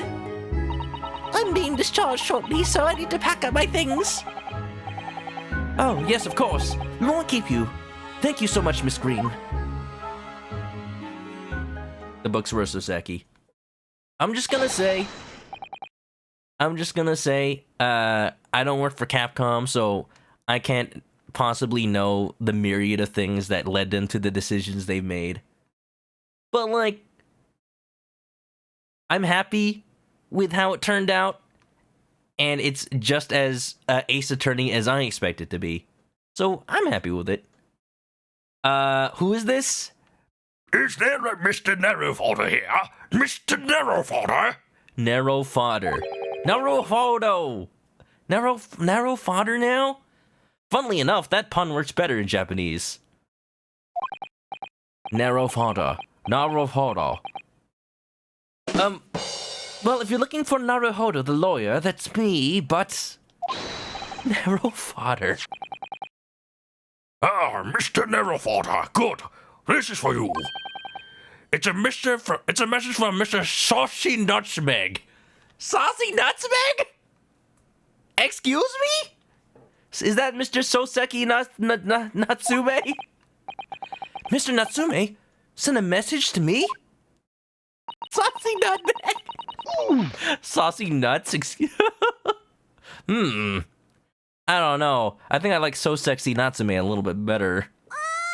Man's not good with names. To be fair, they are foreign names to him. Why would a policeman be delivering a message from Mr. Natsume? Exactly. What's going on? Saucy Nutsmeg. Good name. Good stage name. What's a Scotland Yard constable doing playing delivery boy at this time in the morning? Wait, so it's 5:30 a.m. right now? Oh, jeez. I'd be annoyed too. Ah, what are you waiting for? Let me see that. Herlock, I don't even know if you could read it. Oh! Well, this is most unexpected. This letter's in Japanese. Is something wrong, Mr. Sholmes? Is something wrong, Mr. Sholmes, he says? Have you not seen this note? No, how could I have? You snatched it from my hands. It would seem that London's criminals have no intention of letting the great detective rest. A new case calls. Thank you. A case of murder, no less. We must depart at once. So Sexy Natsume, yeah, that's his name. Murder? Again? In Ace Attorney, who could have known? Call a cab. Time is of the essence. The trouble is, we've yet to read Mr. Natsume's note. I was thinking we'd have to pay him a visit in his lodgings once we did. That will be entirely convenient. Because he's been murdered, but he's very clearly alive in the future. Convenient? What do you mean? It's all here in the note, my dear fellows. The murder we must investigate took place at Mr. Mustache's lodgings. Wait, what? I'll have a fiacre at once. Fiacre? Oh, don't say that word too fast. All right, I'm gonna start looking these things up because I have no idea. Man, and I thought Scarlet Study did research on like Victorian England. A fiacre. Okay, first of all, how do I pronounce this? Are we gonna have another QRA moment? Do I have to look this up? Audio unavailable. Fiacre. Okay, fiacre. A form of hackney coach, a horse-drawn four-wheeled carriage for hire in Vienna. Okay, sure. So that's what a fiacre is. And you know, when you need to produce more at the fiacre factory, you need to get a mother fiacre and a father fiacre, and put them together. It was only yesterday that Soseki-san was in court, and we were dispelling doubts about his innocence. Like a smaller omnibus. It's a minibus. And now, the very next day, there's a murder at the man's own address? He may very well be the unluckiest man alive. Or so it seemed to us at the time, but we were soon to discover it was worse than we thought. Double murder. Whoa.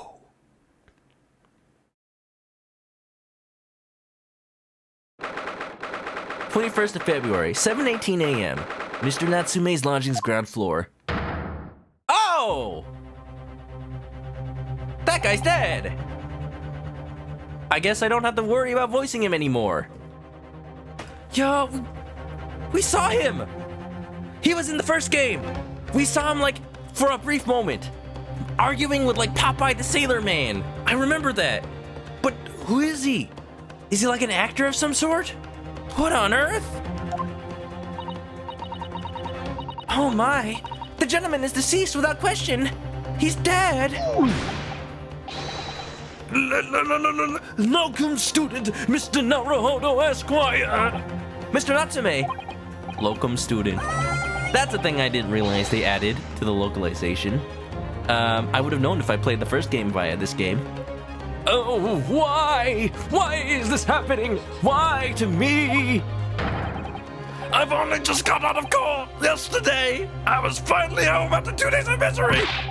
And then I wake up the next day to this. No early bird should catch a worm like this. Woeful worm without wiggle!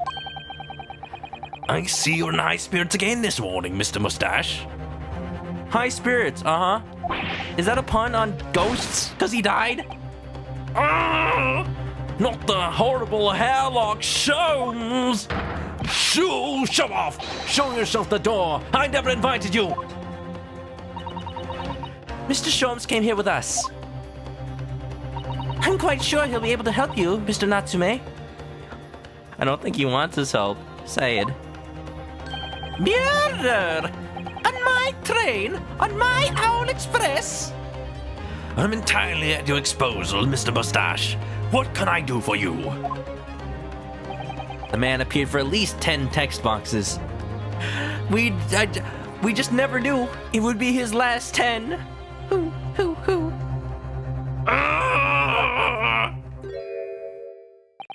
Gregson, my man, how have you been? How's the fish? How's the chips? Look at how HD they are. I can see the newspaper has the letter D in it. Man, look at that. Look at those potatoes. There's a Twitter out there for low polygon video game food. I feel like this qualifies. I want to submit this to them. Low polygon, but just as crisp and tasty as ever.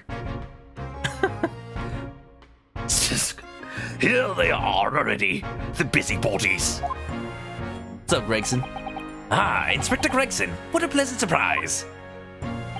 Pleasant, is it? Gives me heartburn every time I see your face at a crime scene, Sholmes. You know, it may just be the oil. Dude. The infinite fish and chips in HD. It's so mesmerizing, I can't look away. Are you sure it's not the fact that you eat oily fried food all the time, sir? Ha! I deduce, Inspector, that your heartburn is a result of your excessive consumption of fried food. Got him! I knew it! Infinite newspaper food. That's the news. Man discovers infinite food. Good morning, Inspector. This is a crime scene. Don't you go touching anything. Or good morning to you too, sunshine. I have never seen Soseki's feet. Well, I have in the courtroom of Japan where everyone was in beach attire, so I thought he was wearing beach sandals. No, he just wears sandals in England apparently. Can I examine his toes? Thought I'd never say that on stream.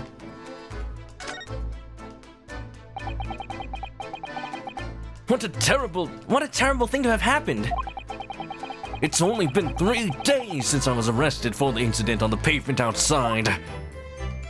And then, having finally regained my freedom, it starts happening all over again. Endless existence of excruciating experiences! So the victim lived here on the ground floor, and your room is just 1 story up, isn't it? Yes, that's right. In a way, we were neighbors, I suppose. I know they're, traditional Japanese sandals, like the ones that, Samurai Jack wears. I remember that whole episode about him breaking his footwear, and then he had to find the only shoesmith in all of the future who still made traditional footwear. That was an interesting episode. So did you know the victim? Were you friends? That was an episode. Samurai Jack, really ahead of its time. Soseki, answer the question, please. The moon looks beautiful tonight, doesn't it? Answer the question, Soseki! What's the matter with Soseki-san now? It was an innocent enough question, wasn't it? Why does he seem so shaken by it?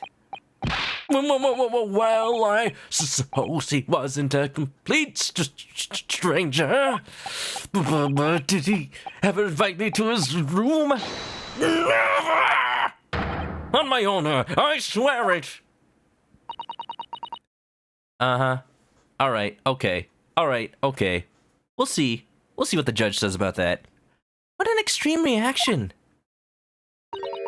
You're probably wishing you'd never asked now, aren't you, Mr. Naruhodo? I mean, at times I wish I never even talked to Soseki. But you know, he's not a bad fella.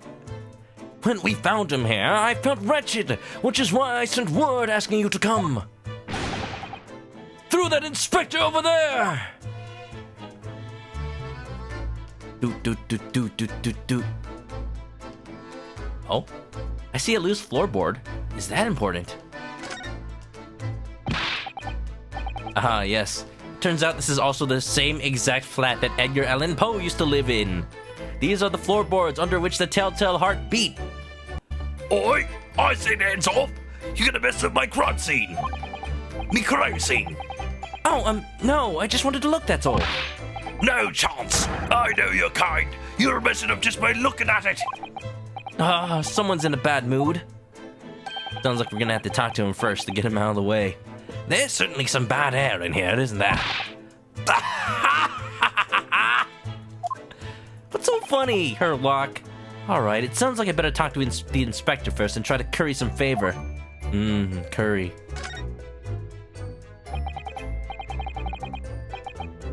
So, Inspector, what was the victim's name? Who was he? I don't even think we found out in the first game. What? No. No. This is obviously just a joke. Because I don't think Shakespeare actually lived during that time. That was quite a bit earlier than the 1800s. Mr. William Shakespeare. He was a lodger here. I wonder what his original Japanese name was. Or Japanese English name? As you can probably tell, he was an actor. A bit of a dead loss as it happens, or just dead. That's not funny, man. Mr. Shakespeare. It was the landlord, old Mr. Garrydeb, and the other lodger, Mr. Natsume, who found him. Garrydeb! Now that is the same, I remember. Mr. Moonface! And his wife, the Sun. What a couple. The fella didn't rise at his usual hour, so Garrydeb got worried and kicked the door down. But doesn't Mr. Garrydeb have a bad leg? Yeah, you're right there. It was that jittery Japanese hunchback over there who actually did the kicking. I mean, now that I see that Soseki does have legs, they do look pretty strong. Really? Soseki-san? The victim was pretty hard up, it seems. Even done some time inside for petty crimes. He had no money, no place to go, and no friends. His only acquaintances were the people in this house. Miserable life and a miserable end to it. The way he casually talks about people's lives and judges them while munching on fish and chips. So, what exactly is Mr. Natsume still doing here? He's not involved in the investigation, so shouldn't you have sent him away from the crime scene? Don't tell me he's also the prime suspect. Again. You know, I think he would have been busy with other stuff to commit murder. Notice how the windows are bricked up? We talked about that last time. I forget why. I think it's like to stop the draft from coming in, but that's pretty depressing. You have windows, and you can't even see out them. Feels like the window... the very same window that I open to let in the stank, you know? The view is pretty non-existent. It's just the side of the apartment next door. And, I used to feel pretty confident just having it open during the summer because nobody lived there. But now I see they've decorated it with things. So, now I can't help but feel like I'm being watched every time I have my window open. It's from the English word pretend, yeah? What's that? Oh. Original name for William Shakespeare is William Potenci. Potenci? Potenci. Potency. Potency. See, that one makes sense though localized, because even though it's English, it's not really a pun. It's... okay. It's even a pun on English words, but it's not. Okay, I got it.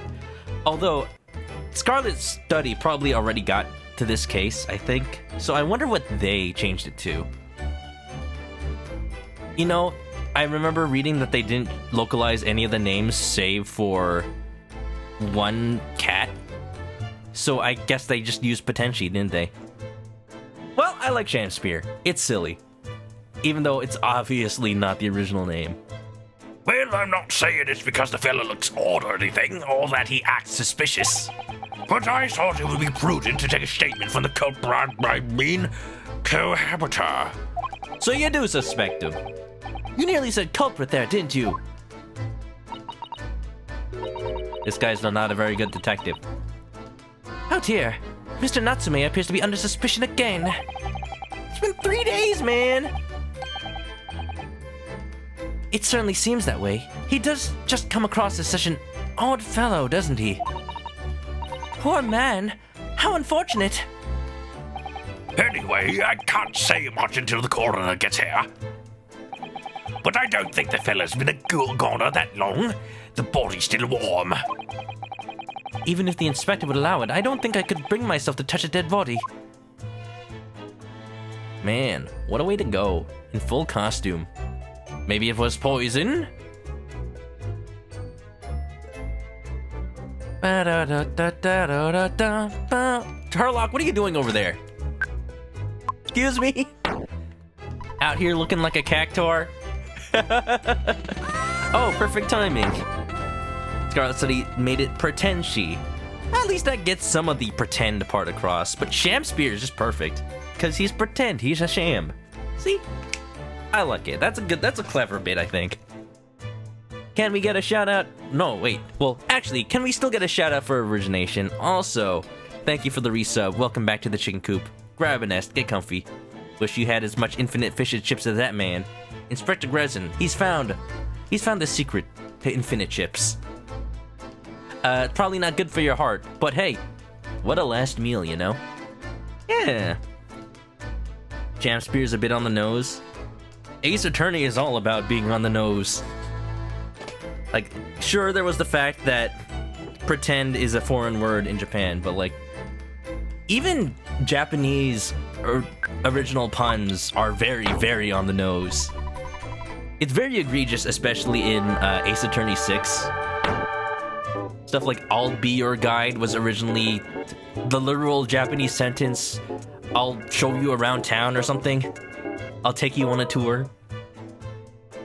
Like, they're just trying to keep the spirit alive. It makes sense to me. Common Rider, also, can we get a shout out? Thank you. Hope you had a good time with Golden Sun. The more I look at it, the more I wish I was more into that series, but it seems very involved for someone who didn't play it as a kid. Definitely very involved mechanics, but I hope you're enjoying it. And also, it does remind me a lot about Dragon Quest. Warning for everybody raiding on in who may not know, this is the second game in the Great Ace Attorney series. The second game in Great Ace Attorney Chronicles, so if you want to watch the first one, I've already played it, it's on my YouTube. If you need to jump out for spoilers, don't feel bad at all. Yeah, not Sherlock Holmes, Sleepy Memories, thank you for the resub, welcome back to the Chicken Coop, grab an nest, get comfy, and like I said, thank you for coming on by. Avoid them spoilies. Yeah. You prefer more subtle, clever puns? I like Sham Spear because it sounds more like William Shakespeare. I don't know. Maybe I'm just a dad. I got that dad humor and the dad bod. What? When it's just out there, when it makes you groan, that's my style. Yeah. Mr. Sholmes, what are you doing?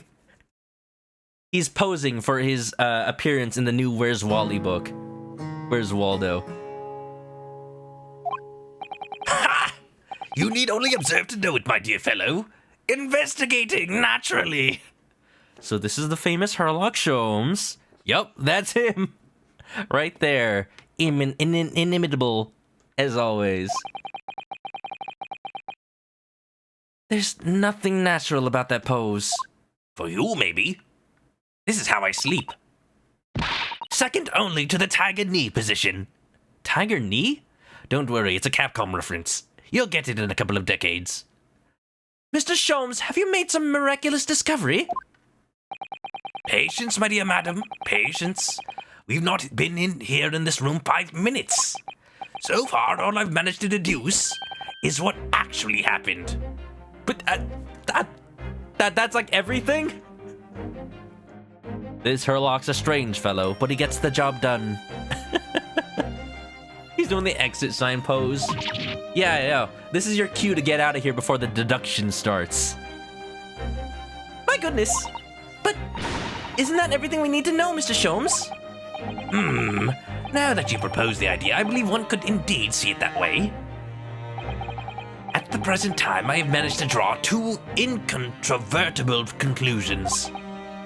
The first, that there was a physical struggle here last night in which the victim fought for his life. Ah! So Saki, don't scream like that. My ears. Mr. Natsume, what's wrong? Is it something that Mr. Sholmes said? Is something that Mr. Sholmes said significant somehow? That's a tongue twister if I ever saw it. Fought for his life. No, don't mind me. Forget I was here. In fact, I'm not going to be here. Let me leave. I'm not going to stand here and be accused of murder again. In the same week. And my second conclusion, Don't say so Seki did it. is that there was a poison lingering in the air here last night that passed the victim's lips. That, I believe. Nonsense! Soseki, do you know something about it? Alright, Mr. Natsume. Why are you reacting so extremely to Mr. Sholmes' deductions? No! Please! Pretend I'm not here! Invisible, ineffable, inscrutable, insignificant! Inconceivable! Impossible to ignore. Oof! Rexadecimal, what's up? Enjoy the show. Hope you're doing well. You must tell us everything, Mr. Sholmes. Spare no detail. But of course. Let the theatrical tragedy before us be unraveled by my great deductions, presented for your pleasure in 2 acts. Oh, is it happening? Are we actually gonna have the deduction today? I'm happy with that, honestly. Good progress. Soseki be like, maybe I'm not even here, I'm an illusion. Miku, thank you for the resub. Welcome back to the chicken coop. Grab a nest and get comfy. Yeah, enjoy the emotes. We've heard some truly astounding great deductions from Mr. Sholmes in the past. Ladies and gentlemen, if you haven't seen the first grade Ace Attorney, first of all, what are you doing here? But second of all, enjoy Mr. Sholmes' Theater of Logic and Deduction. No doubt this will be no exception. What miracles will unfold before our eyes this time? The miracle how Sholmes' brain even functions in the first place, probably. So, my dear fellows, for your delight and wonder, let the curtain rise. For Herlock Sholmes' Logic and Reasoning Spectacular, Act 1.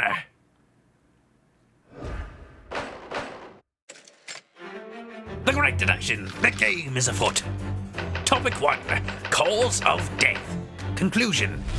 Oh, I love these so much. Look at this! Oh, 3D! So crisp. Oh, I love it. Twitch your eyebrows. Careful observation of the victim reveals to us the events that transpired in this disconsolate room last night.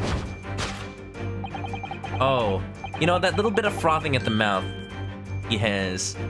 I saw that. I saw that, Soseki. Kind of gave away the poison. Foam at the mouth of the deceased clearly indicates the use of poison. Well, Sholmes, I wasn't allowed to look at the body yet. Also, nice cheese. Next to the victim, we'll notice a large dining plate, which contains, you'll observe, 1/2 of a sizable bar of soap. Meaningful? Indubitably. Wait, that's soap? I thought it was just some really bad cheese. Not that I've not tasted cheeses that taste like soap. Why is this soap set so purposefully upon the dish? Like the victim's last supper, in fact. Yes. Maybe he said a swear word and he just needed to wash his mouth out. He's punishing himself. They made the camera angles more dynamic. I love it. Perfect in HD. Grammar nerd says ineffable. Doesn't fit.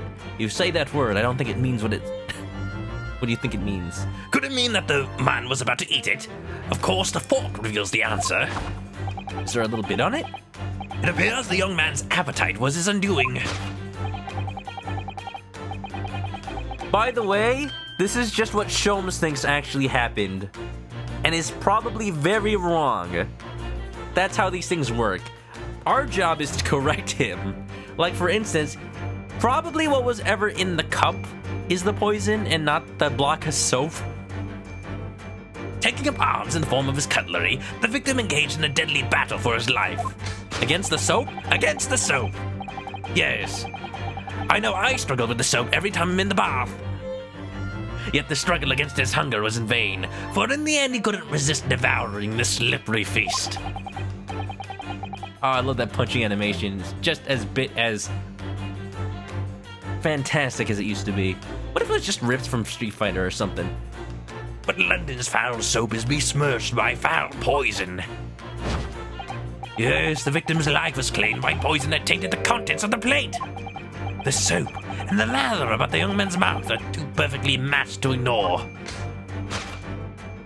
Love the 3D models. Well done. I've been talking about it, but the way they animate them, possibly with motion capture, is just so smooth. It's so odd, like almost Uncanny Valley, but in a nice way. Like, yes, these are real people, not like weird animals in suits.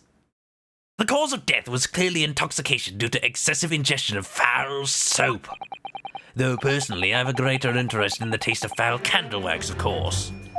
What? Look, Herlock, I'm not gonna, like, judge what you eat for your midday snack. But please. Suicide or murder, topic 2. The cause of death identified, we proceed to act 2, where we ponder the next question. Don't eat candles, especially ones that are freshly burnt. Was this suicide or murder? The audience will recall that the death occurred during the victim's last supper. Audience? Sholmes, there's only like 3 or 4 people here. The audience will recall... Did the man dine and die alone? This single teacup suggests the answer. Meanwhile, Soseki's like, What is this man even saying? I know he's speaking English, and I understand most of the words, but they don't seem to make any sense. Just his eyes, his brain trying to put together the details. I'm like, don't worry, Soseki.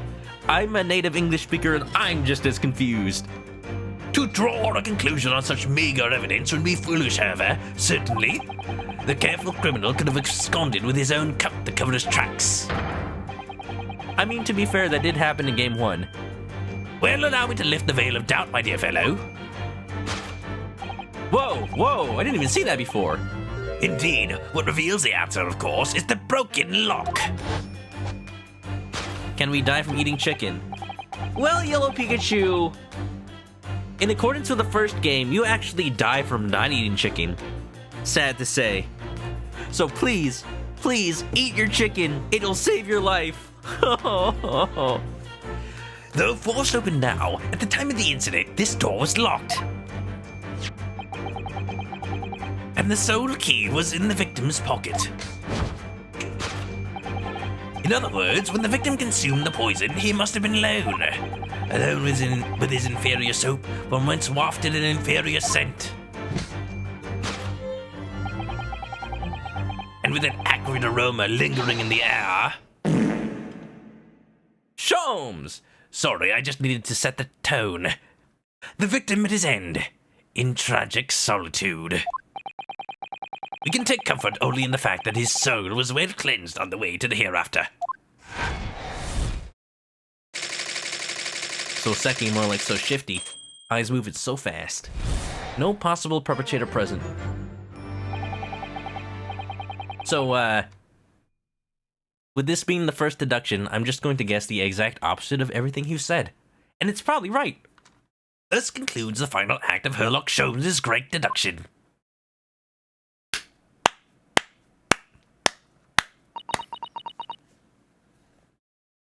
Yeah. Same, Susato.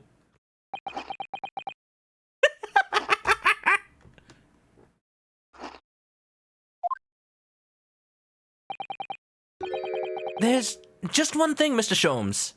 Well, a couple of things. Well, like everything you've said. You're disposed to identifying just one thing, aren't you, Mr. Naruhodo? Pray, what concerns you? One more thing.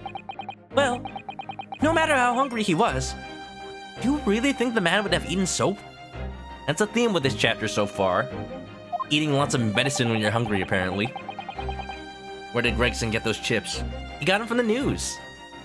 It's one of those magical newspapers from Harry Potter with like the moving pictures, but you can actually reach in and take what's in there. There's a wonderful article about the new fish and chips restaurant that just opened up.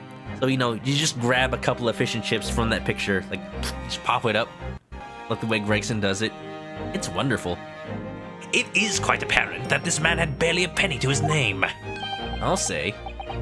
Although the fact that he, like, set up this stage in his own apartment, in his own flat, I wonder if he intended to, like, host theater performances in here, or if he was just, like,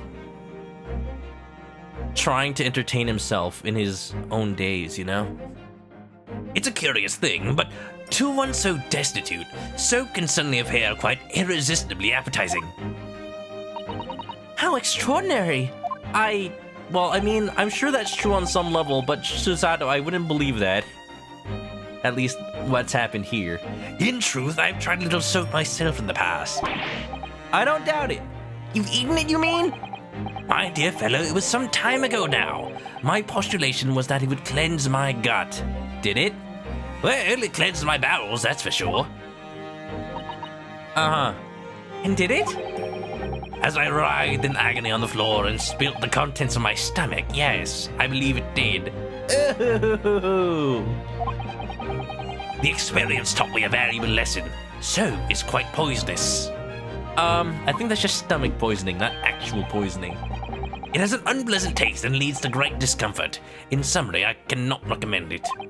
Sholmes, believe me, I wouldn't eat it even if you did. Especially if he did. There's something that troubles me as well, actually. Really, it's a pretty small stage. But it is a stage.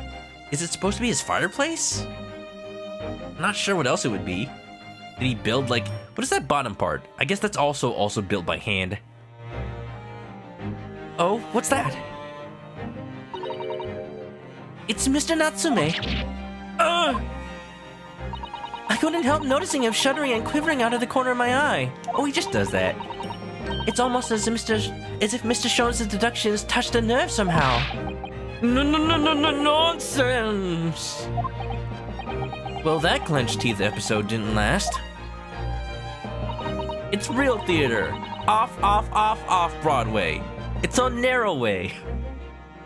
I think, judging by Mr. Natsume's reaction, the great detective's deductions may need some gentle corrections in order to reach the actual truth.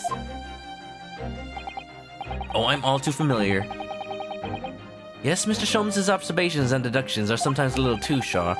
He has a tendency to hit the nail on the side of the head and drive it at an obtuse angle. That's a good metaphor. When he does that, it falls to us to straighten things out.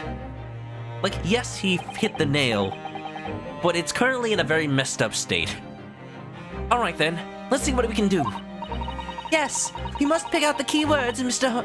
Sholmes' quite brilliant deductions, and discreetly exchange them for something that makes a little more sense. If we can do that, I'm sure we'll arrive at what Mr. Sholmes meant to say in the first place. You're giving him a little too much credit, Susato.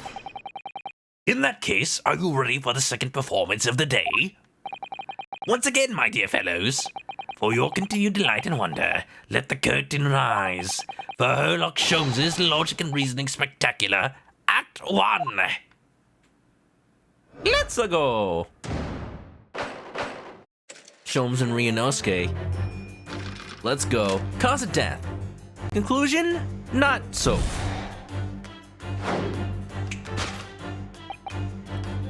So if I remember how this plays out, I get a chance to react every time somebody goes like, "Oh!"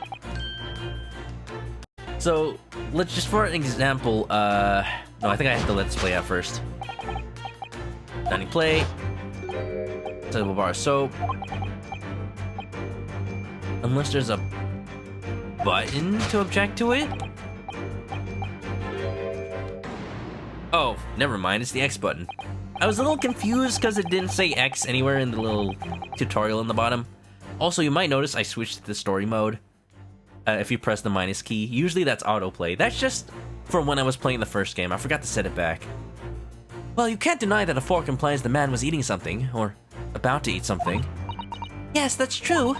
If I were to decide to eat some soap, I should prefer to use a fork than attempt it with chopsticks. And of course, only half of the bar of soap is left on the plate. But might there not be some other explanation? Something material that proves whether or not the man really ate soap.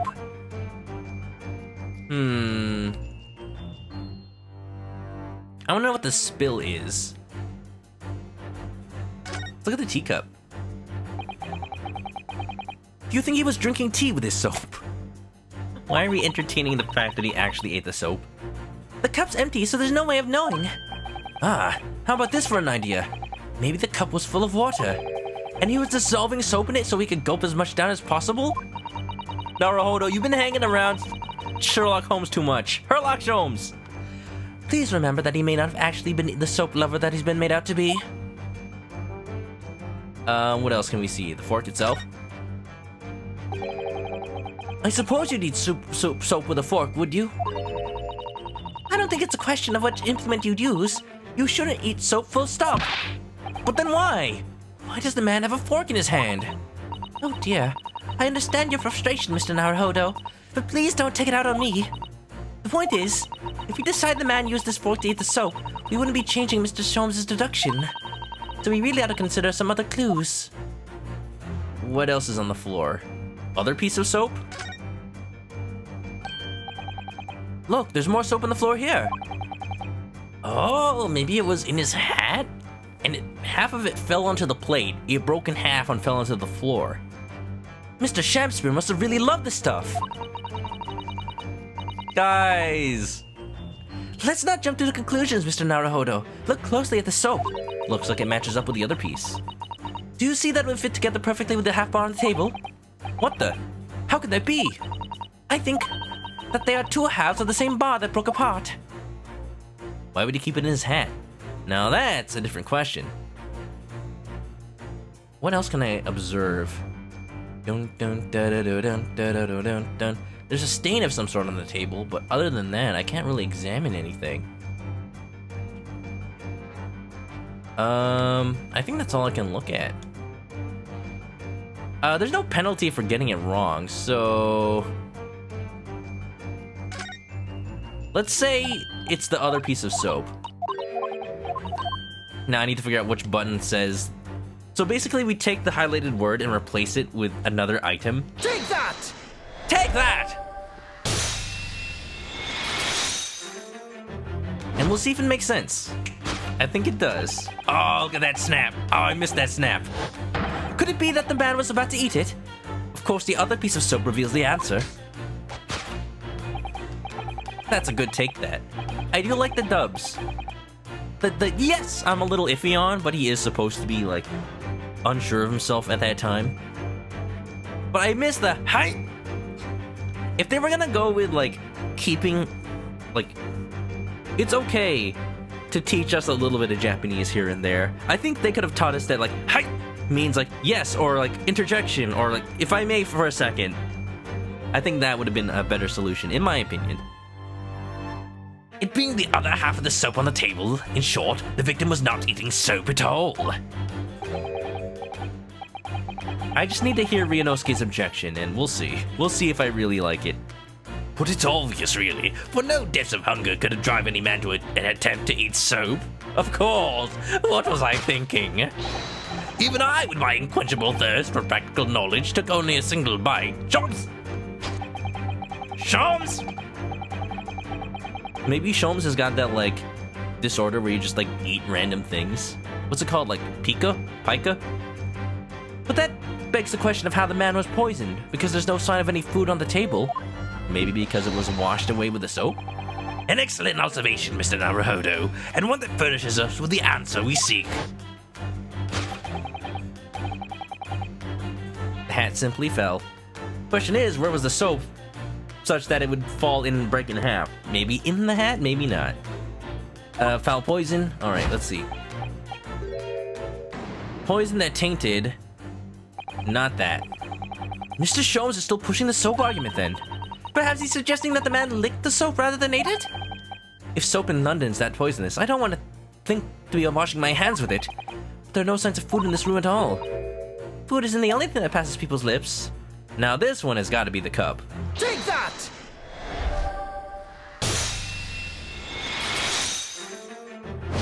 Poison the tea! Yes, the victim's life was claimed by the poison that tainted the teacup. Indeed, cups have been the vessel of choice for practicing poisoners over the centuries. In the past and in the future. And it would appear that this victim drank every last drop. I seem to remember learning about... There was a type of... I think there was a type of cup made of a certain metal that kings used to use back in the day. Because of the specific metal it was made out of, it actually neutralized a lot of the common poisons that would be used to, like, kill in order to take the throne back in the day. You know, even if they didn't understand the chemistry, that's kind of amazing that they recognized the properties of that kind of cup back then. But then, like, wouldn't it have the opposite effect where if you used a poison that didn't get neutralized by the cup, then the king would have a false sense of security? I guess that's why they hired people to, like, taste test food for them, huh? Wasn't it metal chopsticks? I don't know. Was it silver? Silver kills germs? Maybe. Silverware? Maybe that's why silverware in general used to be made out of silver. I need to look it up. I've also, like, seen tea pots that specifically have alternate chambers to hold poison in order to be like, hey, let me just pour us some tea. Here's my cup, here's your cup. And then you, like, put your finger on a hole to make the other cup dispense poison instead of tea. So it looks like you're drinking from the same teapot. So when you take your tea, the unsuspecting victim's like, oh, it must be safe. The interesting curios. I've been watching this YouTube channel called Grand Illusions. That's why. It's about this kind old Englishman who has just this giant collection of random stuff. Toys and curios and whatnot. And he just makes a million videos where he describes all of them. It's a rabbit hole. It's very good. I should have watched it to do research for the accent for this. There's no sign of food anywhere in the room. Sherlock, Herlock. Which leads us to this immutable conclusion. Miku's gotta bid me a good night. Have a good night, Miku. Hope you enjoyed. Sleep well, okay? See you around. The cause of death was clearly intoxication due to the ingestion of poison contained in this teacup. Wow! How smart you are, Herlock. How smart you are. Silver utensils detect arsenic. Oh, okay. Yes, I think that's it. Specifically, arsenic. The cause of death identified, we proceed to Act 2, where we ponder the next question. Was this suicide or murder? Was it? The audience will recall that death occurred during the victim's last supper. Did the man dine and die alone? Not the teacup. Ah, the Western vessel for infused hot drinks again. It's already featured heavily in our deductions thus far. Yes, we can imagine that shortly before his death, Mr. Shakespeare was having a drink of tea. There'd be nothing remarkable about that, but what troubles me is Mr. Natsume's reaction when he heard Mr. Sholmes suggesting it.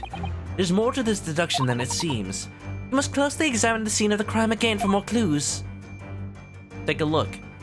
What implies... Oh, there's another teacup. Easy. Last Soper. Nah. Now you're talking my language, Windy. We need more of them dad jokes. It's a teacup! Why am I yelling it? And it too is empty. Given that he's actually holding the one in his hand, you can assume that this is the cup from which Mr. Shams was actually drinking. It's got a little crack in it, too. Question for the chat. Do you drink beverages with your left hand or your right hand?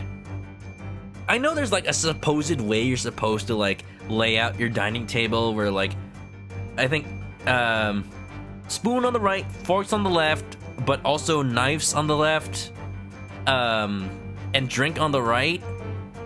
But I like spoons on the right, but also forks on the right, drinks on the left. That way I can just, like, eat with my spoon or my fork.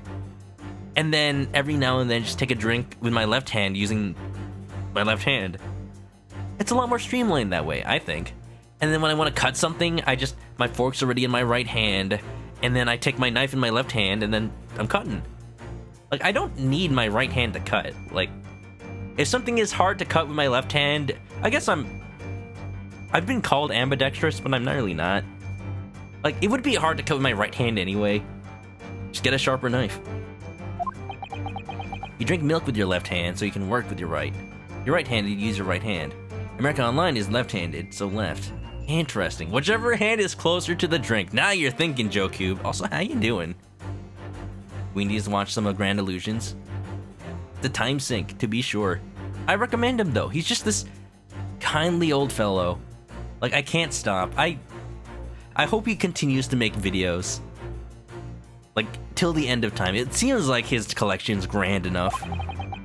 But if that's the case, this changes everything. Everything we deduced up to now is turned on its head. Everything Herlock's deduced up until now. I have a bad feeling about this. I almost don't want to say it. Yes, I know exactly how you feel. Well, other teacup. Take that! I did miss a line. It's kind of auto scrolling at some points, so there's only so much I can do. Did this man dine and die alone? This other teacup suggests the answer. I'm also not really reading text that's like repeats of text from before. Yes, there were 2 other teacups in the room all along. Well, 2 teacups. In other words, this is a strong indication that at the victim's last supper... Oh? Who's that silhouette? Is that Mr. Egg Benedict again? No, the chin is different. there was a guest present. Doing well. I'm doing okay.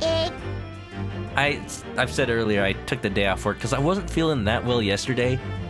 But hey, I'm all rested up and doing fine. At the very least, we can say now with certainty. Oh, that somebody else was here in the room last night, taking the tea with the victim. Taking tea. Taking tea? Drinking tea. I guess you can say taking tea. Full Retro! Thank you for the raid. And Hector, thanks for shouting out Full Retro. I'm sorry for the YouTube viewers who may be hearing this right now, but again, I will warn everybody raiding on in who may not realize I am playing the second game in the Great Ace Attorney duology. Feel free, if you do not want to be spoiled over facts from the first game, or even this game, because it's already the second case. Feel free to duck out as soon as you've raided on in. Thank you for coming on by. Guys, go follow Full Retro. Loves to play retro games, big surprise, and he was playing Psychonauts. Pretty good. I need to play Psychonauts sometime this month myself, because the second game is coming out soon. Hopefully it doesn't take too long. It's like 12 hours, I think. What's up, Full Retro? Damn amazing. Hello, hello. Robine, welcome on in. Yeah. Sha Wolfie, welcome on in. Damn amazing again. Everybody. Yeah. Weenie says, unless you go to a fancy Western dinner with Westerners, you think you'll learn these etiquettes, but other than that, you don't know why it matters. I don't even know why it matters either. I think it's like more for formal occasions. I'm just like, dig in, eat food good. Well, then again, I'm American, so yeah. I mean, my parents are from the Philippines, and they just eat with their hands. Literally, like, not even chopsticks, just literally, like, you take your middle finger, pointer finger, and thumb and just, like, grab the food. And that's, like, the patented style that they taught me how to eat Filipino food with. Yeah. Rabbi is Filipino, too. Welcome, Musta. Welcome on in. Yeah. Hope everybody's doing fine and well and having a good Monday, y'all. Enjoy the show. I may not be reading chat as closely out loud, but I am reading it. I hope I'm not missing any of it, and enjoy. Do that with spaghetti? Yeah, the 3-finger spaghetti technique. I got a patent on it. I'll sell, like, as sold on TV little implements that are just, like, little thimbles that go on those 3 fingers, and then you eat with them. Pretty good. The line I missed contains a gag with Ryunosuke and Susato. Ryunosuke kept calling the teacup a Western thing, and Susato's like, dude, just use the English word. I did see him say that. He keeps calling it Western implement for drinking. I guess I didn't see it enough times, but, you know, pretty good. Someone else was here in this room last night, taking tea with the victim. Put some chickens on him, you got yourself some merch. Heck yeah. Eating ManokAdobo the right way. What are you talking about? Utterly, unbelievably, unjustly, unreasonable. To draw a conclusion on such meager evidence would be foolish. In which case, what more can we deduce about this possible guest at the table? Well, allow me to lift the veil of doubt, my dear fellow. You mean to say you know exactly who was in this room at the time of the victim's death? And why is he so shaky about it? The answer, of course, is the broken lock. Herlock Sholmes. Gotta avoid those lawsuits. Even though the original game was Sherlock Holmes. Yeah, he's just as eccentric as you'd expect him to be. Maybe even more so. Get around that estate, you know. I'm not sure I like where this deduction is going now. I'm afraid it's too late to go back on the halcyon days of eating too much soap. Remember back then? Remember when that was our idea? Remember when that was our plan? But the identity of the guest who was in here last night when the victim passed away is something I have a very bad feeling about. Well, you can try to ignore your feelings, but we cannot ignore the truth, Mr. Naruhodo. No, I suppose not. Time to look around again. But what? The candle? The books? Glasses? The empty bottle? It might be the books, because they're the same ones that Soseki was borrowing. Oh, you'd really have to know the first game then. At first glance, it seems like the only things It seems that the only things in this room are the makeshift stage and the costumes. I overlooked these 3 books initially. I wonder what they are. Let's see. The titles read: The Picture of Monsieur Lecoq, Canterbury Yearnings, and A Meal for Gaborio. I remember one of those titles. The other 2 may have been localized. But I think those are the ones that Soseki had from the library. Did Ryunosuke really call the Western Yunomi? Do you mean to say that in the fan translation or in this game? Because he did say like Western drinking implement kind of thingy. Wait, I'm sure I've heard those titles before. It could just be an incredible coincidence, but they're the exact same 3 books that Mr. Natsume purchased the other day. Oh, not library, but bought. What? Nani? Yes, on the day of the unfortunate incident when Miss Green was stabbed, Soseki-san had just been to a bookshop and bought them, that's right. It's been 2 years, but I remember. And now those 3 titles are here in that room of the victim. Yet Mr. Natsume claims never to have been here before. Yeah, okay. Look, Natsume, tell the truth. Don't pull a Larry Butts on us. Well, what does this mean, do you think? In the fan translation, you guess. Okay, then I didn't really miss it. It's just they didn't really keep it a joke in this version. I got the idea of like him calling it something else. I really don't know what to make of it. Origination slipping off into the night. Have a good one, Origination. Sleep well, okay? Thanks for the sub again. Well, I'm sure it's the books, but what's with this bottle? He's totally pulling a Larry on us. And I don't mean like pulling a Larry-kun where he lurks streams while streaming himself. It's empty! Wow, not even a drop of curare. Empty of liquid, but full of air! That makes you think, doesn't it? This is not the time to get philosophical, Naruhodo. Makes me think you're full of hot air. Ooh! We should be thinking about who else was in the room at the time. Bother. Susato-san's quip in response was cleverer than my original riddle. Susato's a smart one. Take that! Oh, jeez. Ugh.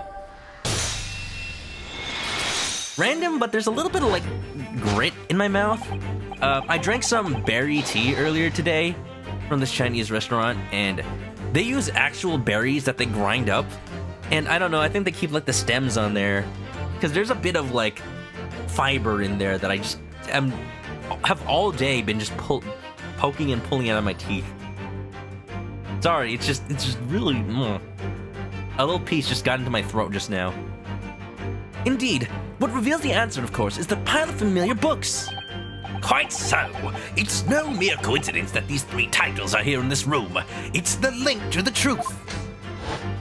You surprised I remember? I mean, I was literally looking at this case in preparation. Well, at least the Miss Green stabbing. Mr. Natsume, you purchased these books 4 days ago at the second-hand bookshop. That's just coincidence. No such thing. In that case, you will be able to bring the same 3 titles from your own room, will you not? Ooh. This very moment. No, I've sold them already. They were very quick reads. Floss. I should floss more. I do have a water pick. No, never. Non-negotiable. If you can't bring your own copies here, it proves that these 3 books are in fact yours. What did you do, Soseki? Whoa. Having purchased the books 4 days ago and returned to your lodgings, you were arrested the very next day. Now he's doing the cactar. Everybody do the cactar again. So you could conceivably have brought the books here on that evening, but you never mentioned that. In other words, you could have only brought these 3 books here to the victim's room last night. Dab. Look at him dance. Those moves. Last night, having returned to your lodgings after the trial concluded at the Old Bailey. Oh, he going to jail. Again!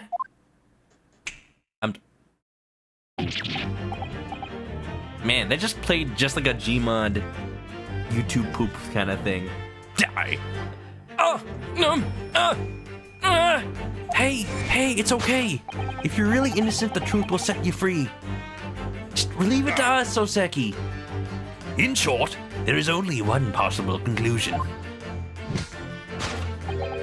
The victim died here in this room last night as a result of poisoning. And that same night, the victim had a visitor. And that visitor? Tell me, Mr. Sholmes. Tell me everything.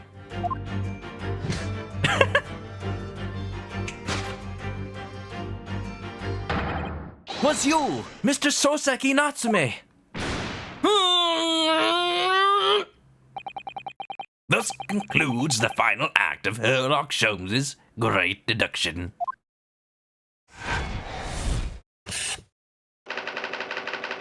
Sure. Doesn't explain the soap, but we probably know what did kill him. Maybe he's part of a prop for a play.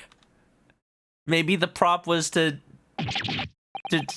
pretend somebody was dining on some cheese. Not again! Not again! Not again! Not again!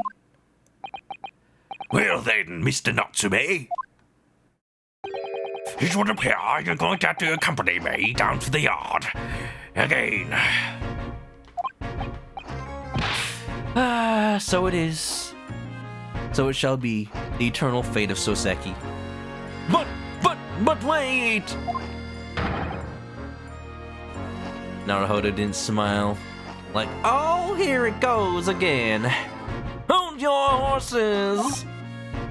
Yes? Door, key, locked! Entry, exit, entirely impossible! He's so flustered, he's being even stranger than normal. That wasn't even a 4-word poem, that was something else. What, do you think that's an alibi? You could have just made a copy. What? You live in the same building after all. You'd have plenty of opportunity, I'm sure. But... Misery me! Sorry, sir. You'll get your chance to give your side of the story later. The facts speak for themselves, Mr. Mustache.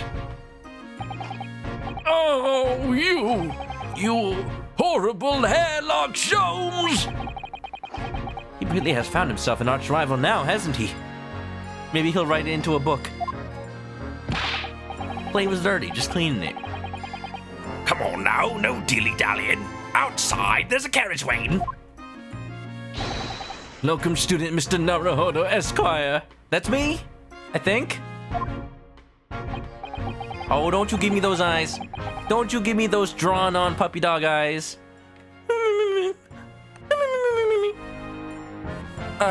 I'd never imagined I'd be in this position again, but especially not after 4 days. You have to help me, please, please, I'm innocent. All right, Understand. We'll come to your cell later and talk about it. Man, he's really constipated. He's a writer. Probably eaten nothing but paper for 3 days while he was in jail. And one more thing. Oh, yes? My poor little kitty cat. Please give him his breakfast for me. Will do, Mr. Natsume. Will do. And so, his evil curse still apparently unbroken. Soseki-san found himself once again the prime suspect for a case of murder. Well, thanks to the incriminating deduction of the great detective. Yeah, it's Herlock's fault. My dear fellow, that honor belongs to you. You know, I was trying not to implicate myself. Man, if only I didn't try to find the truth all the time. Curse my sense of justice. What was the cat name? Shanghai? No, Wagahai. Wagahai, named after that Soseki Natsume book in real life. Wagahai wa neko de aru. I am a cat. Which is what Morgana in Persona 5 is referencing whenever he speaks, at least in Japan. I am not a cat! Well, at least that means Inspector Gregson is no longer here. Ogiako. Oh, are you really now? Welcome on. How you doing? Hope you're well. Enjoy the show. Pogiako 444. We can examine the crime scene in more detail now. Yes, that's right. And of course. What? Have you ever forgotten what the inspector mentioned before? It was the landlord, Mr. Garreteb, who discovered Mr. Shamspeare. Ah, Mr. John Garreteb, yes. I expect we could find him in his sitting room on top of floor as usual. Right. We must remember to go and talk to him later then. Alright, we've got time to investigate. This is perfect. It's about 2 hours and 40 minutes into the stream as I say this. So let's get the snooping. There's a piece of paper on the floor. It looks like part of an envelope. Soseki's cat had kittens that Soseki brought back to Japan. Wow! That's adorable. In real life? Or in the game? If it's future game stuff, I'd like to know from the game, please. Going for lunch. Hey, have a good lunch, Wendy. Good to see you again. Eat something good, and I'll see you around, okay? What's this? Fo Retro also says, sorry, gotta leave. Gotta head out to bed. No problem, Fo. Thank you for that raid again, and have a good night. Hope to catch you again soon. And hopefully, I'll catch you playing Psychonauts again. Looks like part of an envelope, I think. Yes, I think you may be right. Perhaps it was torn off when the letter was opened. Is that significant? Well, it's a little out of place, perhaps, when you look around the room. I mean, it's a little messy. There's no sign of a letter or the rest of the envelope, in fact, is there? Maybe somebody else has the rest of it? So, Seki, empty your pockets. Wait, he's gone. And yet, here we have the torn off end of an envelope. It just strikes me as unusual. I agree. We better take this, just in case. The torn off end of envelope has been entered into the record. Rest cannot be located. Cool. Snooping as usual, I see. Costumes? Maybe, ready to play his part of the king in the Dragon Quest musical? Let's go. Look at these extravagant, bright costumes! Somehow they look out of place in this room with its grim, shady goings-on. This one looks like a king's attire. A king? I've always dreamt of being a king. Man, when's the last time England even had a king? I can Google that real quick. When was the last time England had a king?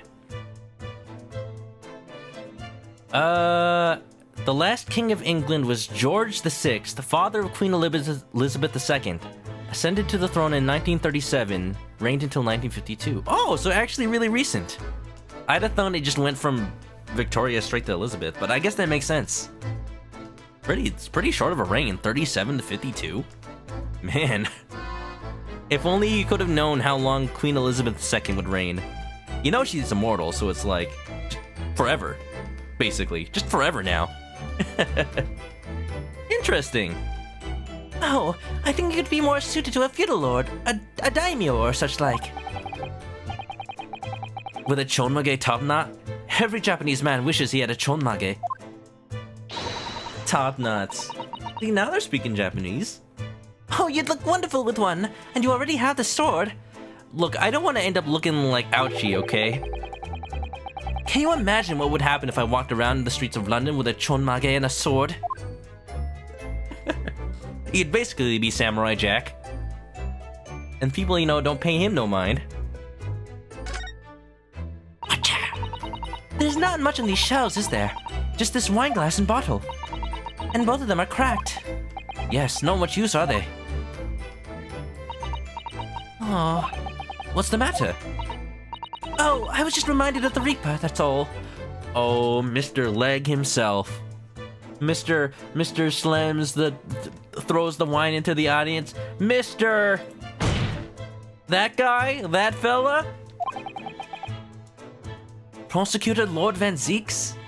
They kept his name. When I played the first game, I could not for the life of me figure out what voice to give him. Now I have an idea. Now, one, I know more of his personality, and two, I'm a little more experienced. A little bit. Let's just keep you waiting until I'll break it out when the time comes, okay? Yes, he's so reckless with his wine glasses. I was thinking it's a waste, and that he should donate some to the needy. Needy? Give the less fortunate some fancy wine. You can suggest it next time we meet. Oh, geez. Oh, dear. Nice scene, thank you, I had it ready. As we've seen from the outside, the window is completely bricked up. A vestige of the former window tax that Britons had to pay. That's why, that's the reason. I think it was to discourage immigration or something. Like, or to discourage apartment builders from building too many rooms. They were taxed per window, so they were just like, oh yeah, just break up the existing windows, and all of a sudden there are no windows to tax. That kind of sucks. How can you live like that? What strange things they used to tax in Great Britain. I mean, making people pay for the number of windows they had in a property, it's extraordinary. It avoids defenestration, that too. It's heartbreaking to think of the poor having to block out their windows just to avoid an unaffordable tax.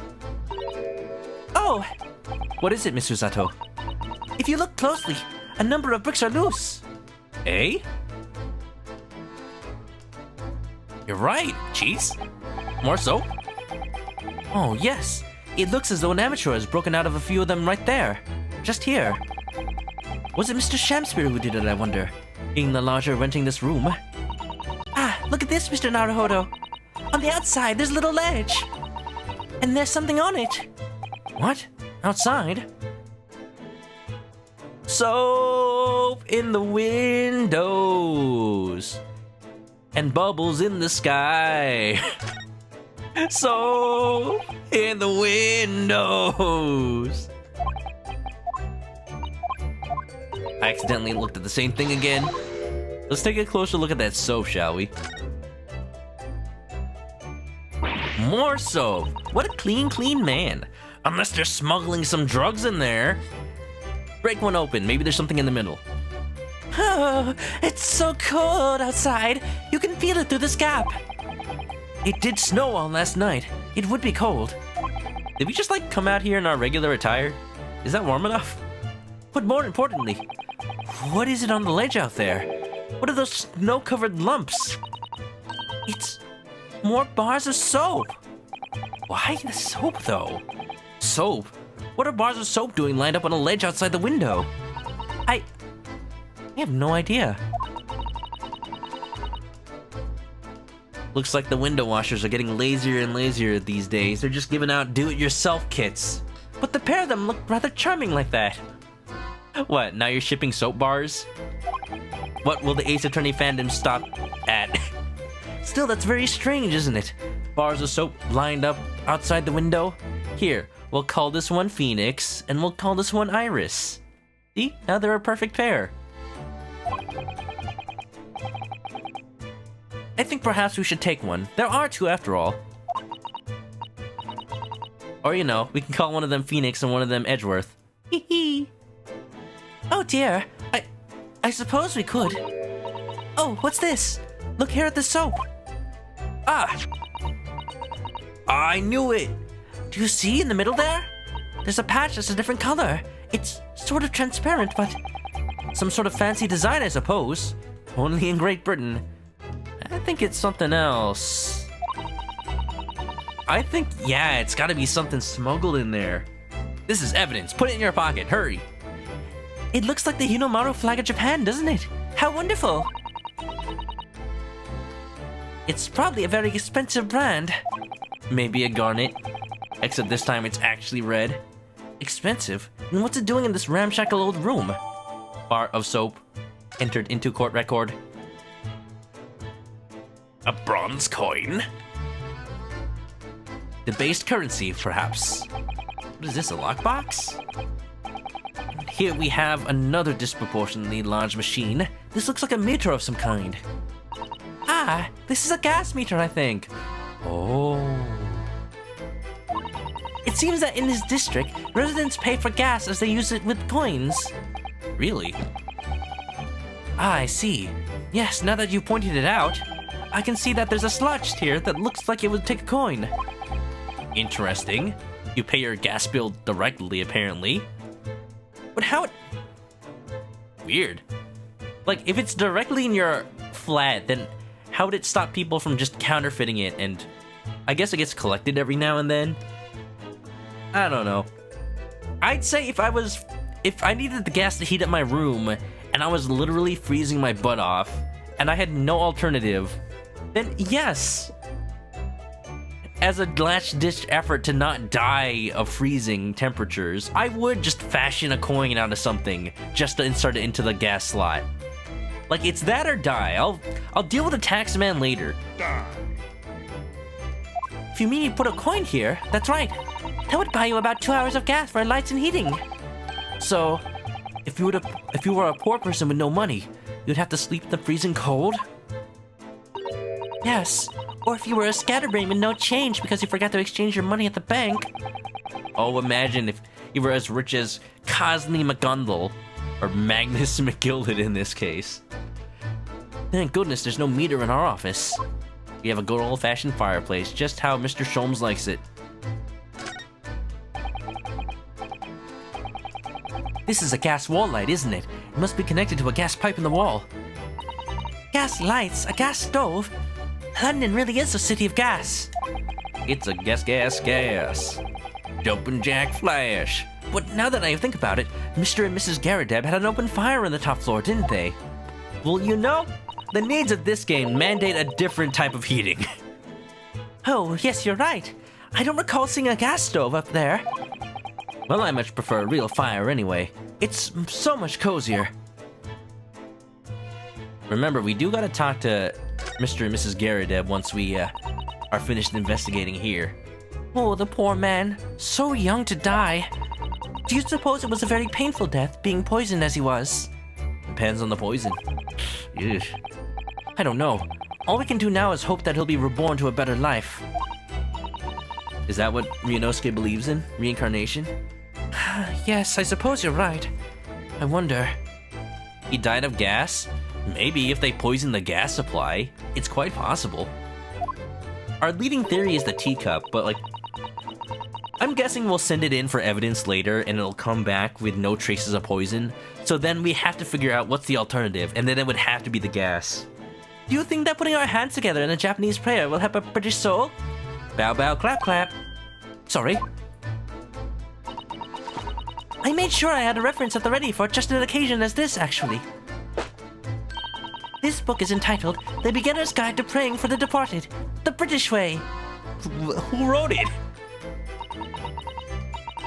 Is it an English author or a Japanese author? Because it's clearly meant for Japanese tourists and or visitors. I'll just reread it now. One moment. Do we have time for this?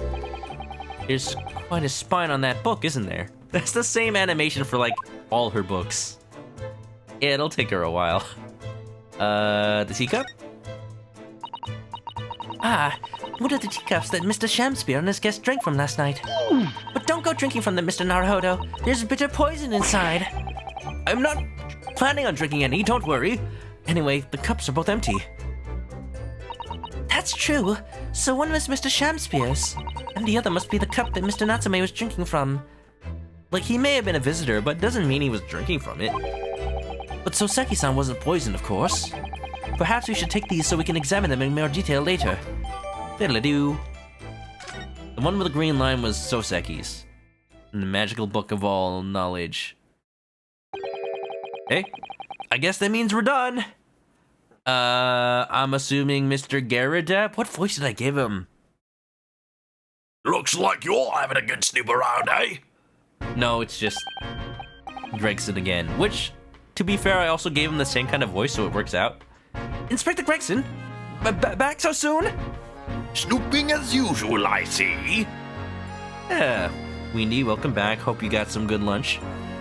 I'm assuming the book is in English, but meant for foreigners. We'll never know. Another Sega arcade closing in Tokyo. I thought all of them were closing. I assumed. Because isn't Sega just like shutting down that whole division? It's depressing. Very depressing.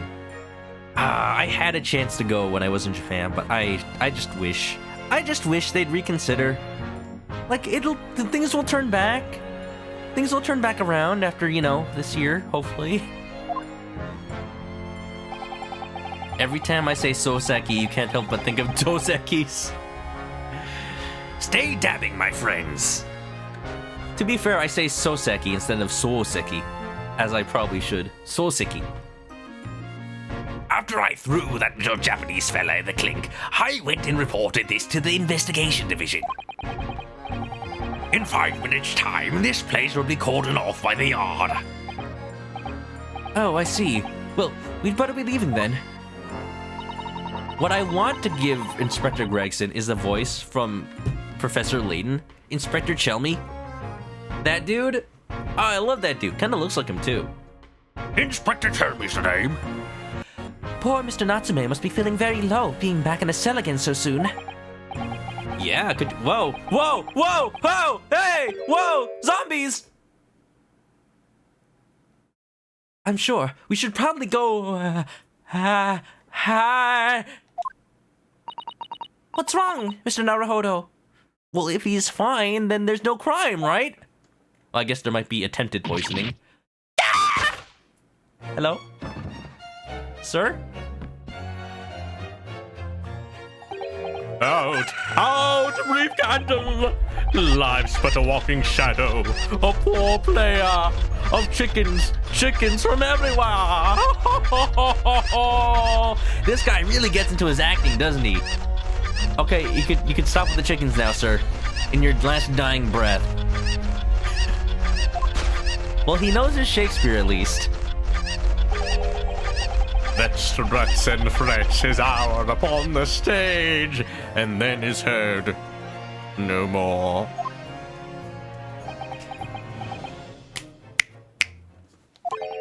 Now, how soundeth the next part? Are you alright? Are you alive? Are you a zombie? Hello? Yakuza Dead Souls? 'Tis a tale told by an idiot, full of sound and fury, signifying nothing. Hey, Gregson knows his Shakespeare too. I can only think of that bit from Jimmy Neutron where freaking, what was it, Bobby, the kid with the slap, slap, clap, clap dance, just perfectly belts out Shakespeare. By the way, also voiced by, I believe, Phil Lamar.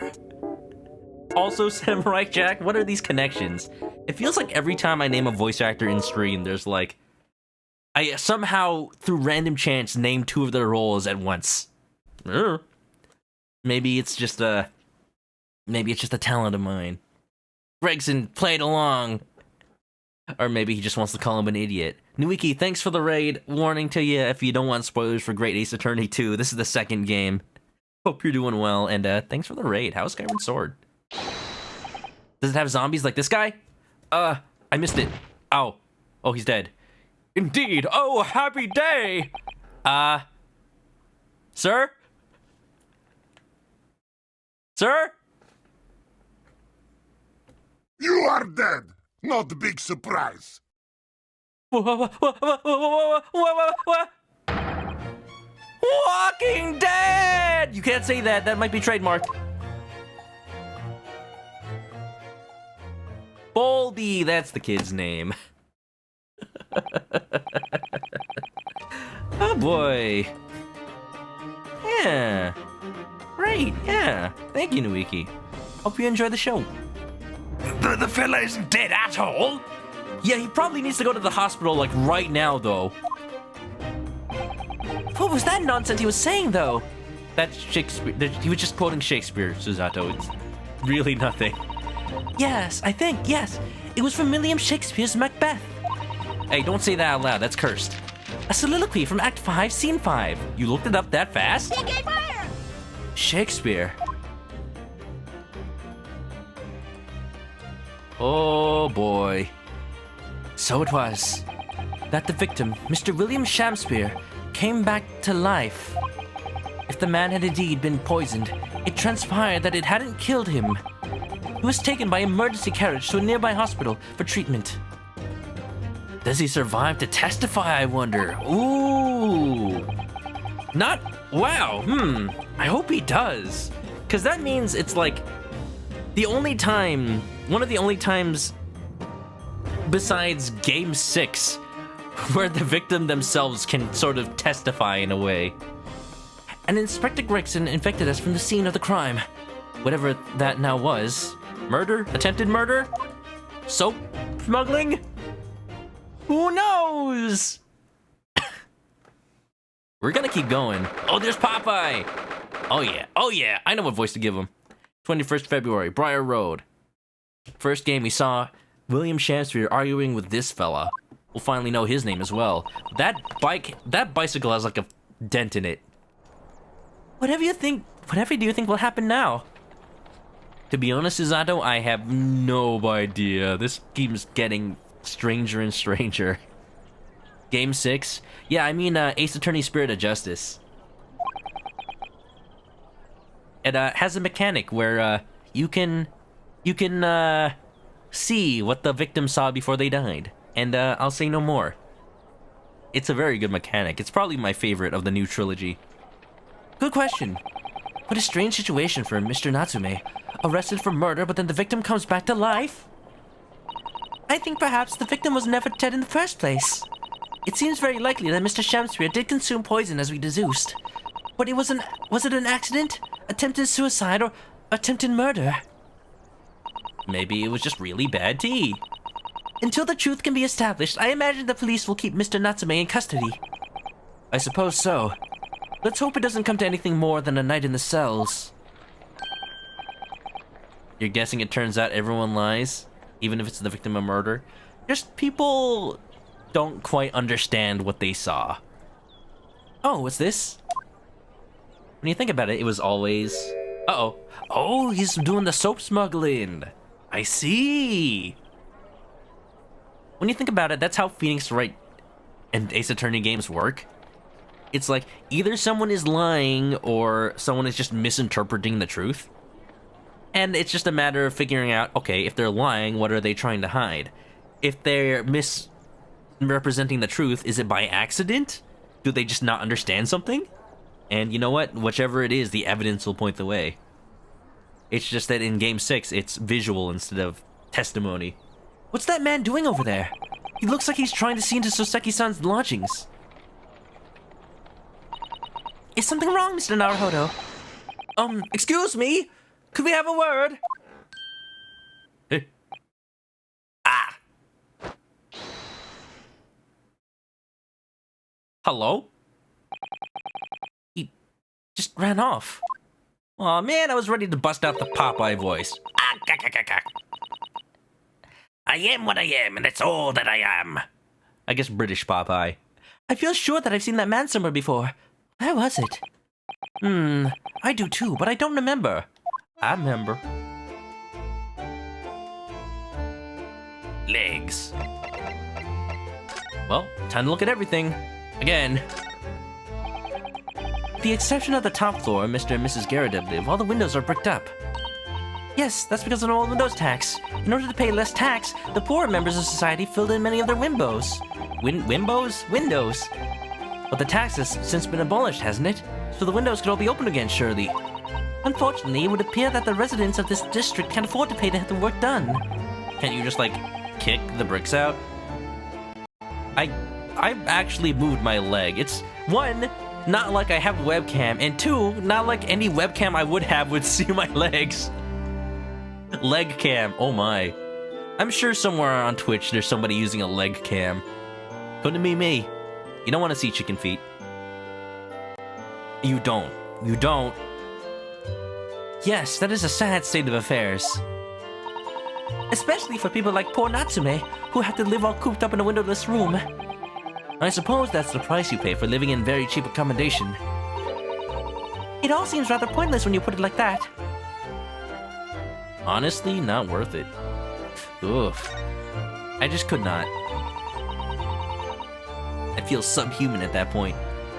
There always seems to be a bicycle outside the Garrett residence. I read that bicycles are extremely popular all over Great Britain at the moment, in fact. That one seems very warped, though. Especially the front wheel. Is that to make it more of a challenge to ride, do you think? I think it's just broken. No, I'm afraid that may be a result of the rider's incompetence. Is that Soseki's bike? For the front wheel to be so badly warped, I'm afraid the rider may have been similarly afflicted. Then, there's a good chance Mr. Natsume has been practicing on his bicycle, I think. I don't doubt it.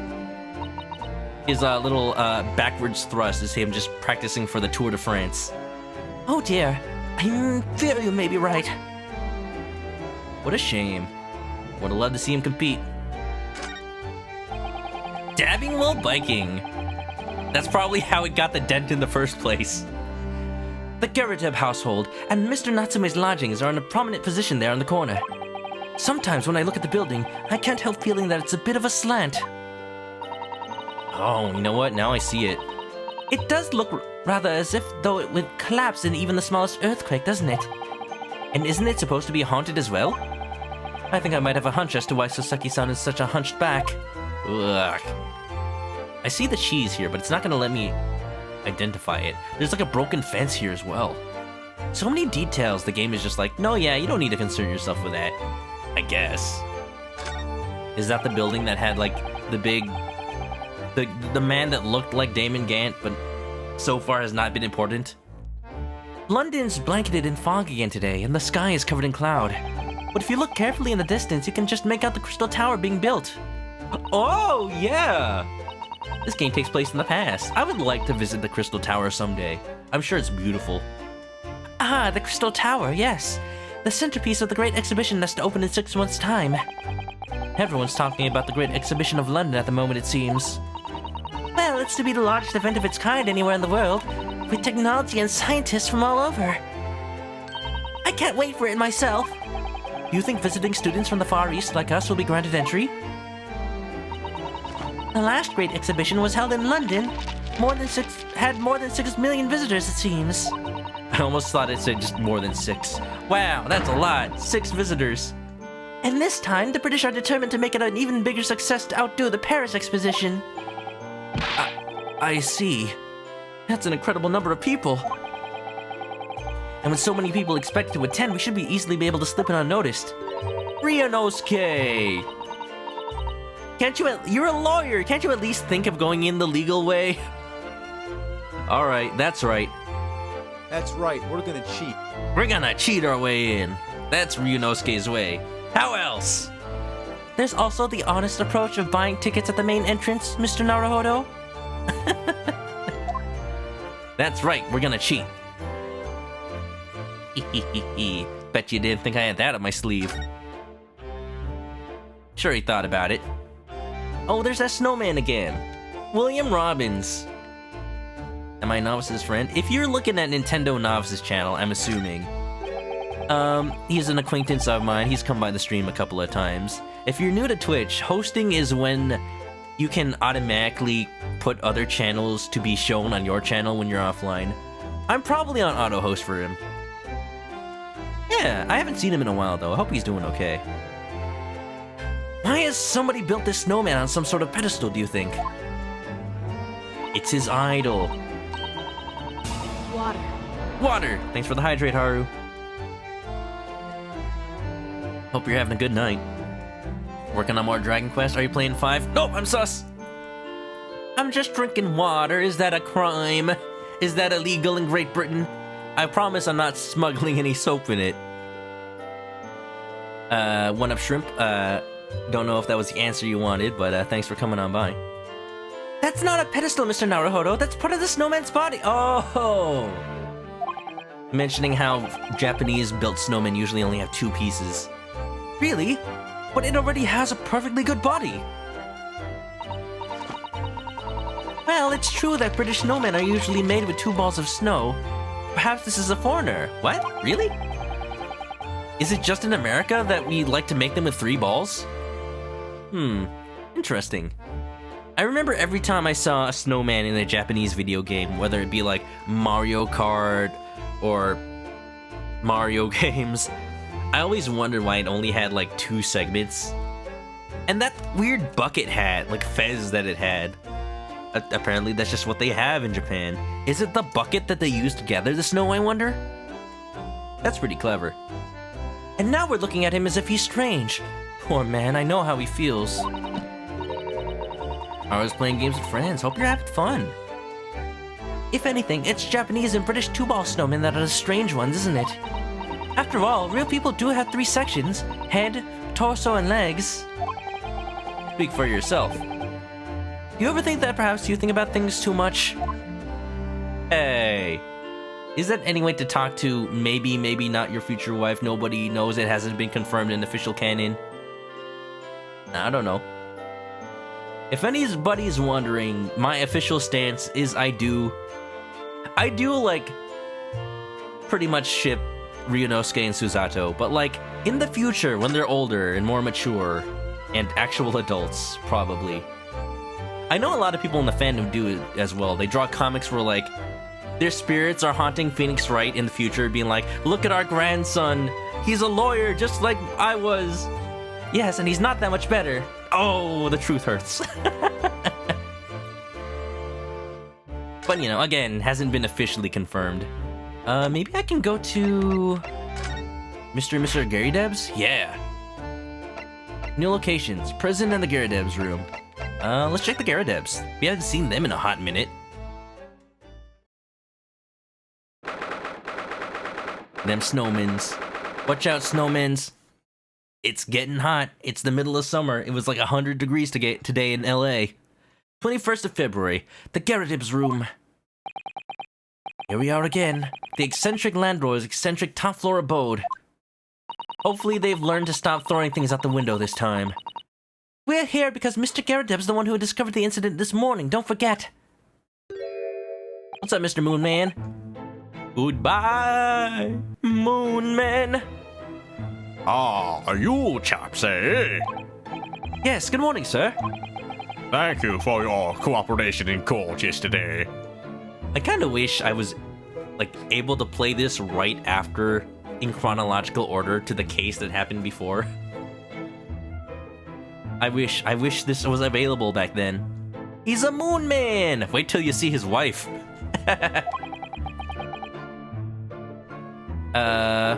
It was quite a trial. As much for Mr. Garydeb as anyone, really. Came back here after all that business at the Bailey yesterday. Didn't expect to wake up to more bally nonsense this morning. More bally nonsense. I like that phrase, bally nonsense. You hope he has a son! Well, maybe they're working on it. I wonder if you wouldn't mind telling us exactly what happened, Mr. Garydeb? You think of them more as siblings? Well, it remains to be seen if there ever is, like, a future game that features them.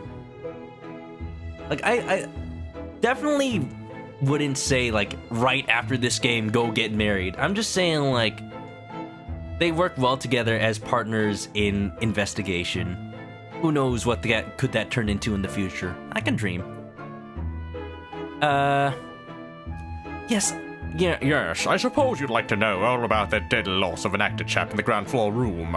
Well, he's not dead, supposedly. Those were exactly Inspector Gregson's words, weren't they? Windy, that I have no idea about. I probably don't want to know about it. What's up, Mr. Moonman? Here's the thing. The first time you meet this guy, look at the slight asymmetry in his face, too. I actually love it a lot. Like, they'd probably... I mentioned it in the first game, probably, but I like how this game takes advantage of the models being in 3D rather than 2D sprites to do things that you couldn't do in the original games. Originally, you only saw him head-on like this, and you can see he's standing asymmetrically too because of his bad leg. Like, you only see him like this, and it's only, like, after you see his wife and they interact a little bit, and then he finally turns his head, and then you realize, oh, his head is a moon, and her head is the sun. Again, wait till you see her. Lunatone. It must have been a real shock for you this morning. I hear that you discovered what happened. Ah, well, that hopeless actor chap rises at 5 o'clock sharp every morning without fail. But at 5:30 this morning, he still hadn't lit the gas. So I went down and knocked on his door, but no bally answer. And that's when you broke into his room by kicking down the door? Well, I called on that rough-looking Japanese chap to do the grunt work, of course. Wasn't it a little premature to kick the door down? The man could have just overslept by half an hour. Unless he's that regular. That's very true, Mr. Naruhodo. If 30 minutes oversleeping warranted such behavior, I'd have to kick your door down every morning. Ah! Now wait a minute. Don't you basically do that? Well, you know, better to be safe than sorry and all that. Well, I'm glad you care about your tenants so much. You like the experience they got from the Layton crossover? I hope so. There's a lot of, like, little bits and pieces that I see of that game in this one. There's mechanics that aren't exactly the same, but feel like they may have been inspired. So it's very, very, very good in that regard. Like, I believe the first thing you do in Professor Layton versus Phoenix Wright is just a straight up Ace Attorney case. And it, like, has nothing to do with Professor Layton. Or, like, maybe there's, like, a prologue with the Professor Layton stuff. But the first Ace Attorney thing you do is just have a regular trial in a regular courtroom with a regular situation, which is probably murder.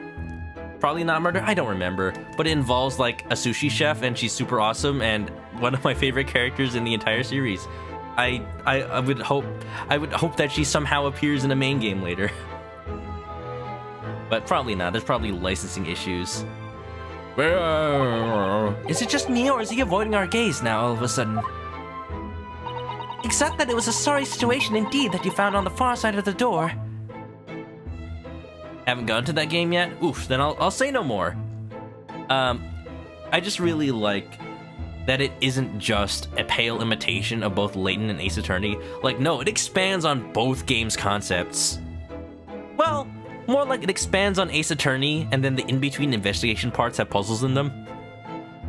So, not really expansion, and more like, hey, remember that Professor Layton's in this game? But I like it. It's so fun. Like, when you meet Phoenix and Maya in that game, it's just full of that Ace Attorney style of humor. Mr. Shamspeare. I have a habit of meeting suspicious people. I'm sus, they're sus. If everybody is sus, then no one is. The victim's name is Mr. Shamspeare, I believe. Is that right? Yes, William Shamspeare. Took the ground floor room 3 months ago now. I don't think that's the voice I gave him before, but this is his voice now. And so, how would you describe him? In a word, destitute. Cool. Yeah, that's very nice of you. Destitute? Oh, did I say destitute? I meant another word that ends with titoot. Substitute. Well, let's face it, the only redeeming feature of that room is the cheap rent. Anyone wanting to live in a place like that is either broke or has a bally screw loose. Garadeb, you're talking about your own furnishings, you know. Or at least your own flat that you rent out. So hard to choose which category Soseki-san would fall into. Little column A, little column B. Mr. Naruhodo, that's a little rude. And his comment was it? Come on. He was doing research as well. Research? Into what? Shakespeare, of course. Shakespeare! Read a few plays of the old bard myself, you know. Romeo and Hamlet and all that. I don't think that was a play. Think you're getting a little confused. Although, if it was real, that's very progressive of Shakespeare. Romeo and Hamlet, oh my. Star-crossed lovers indeed. Yes, William Shakespeare is England's most highly regarded classical playwright and author. He's known as Sao in Japanese. Why? And many of his works have already been translated. Sao? Interesting. It seems incredible that Shakespeare was shortened to Sao, though. Someone was too heavy-handed there. Sao? Sao. I can only think of the Filipino word for to dip something in sauce. Sao sao. Or maybe it's like a female pig. Sao. There were a lot of costumes in the victim's room, actually, weren't there? I watched a video about Takumi's struggles with, Leighton.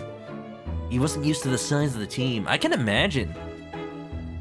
After being so short-staffed and short-budgeted with all these Ace Attorney games, it must be like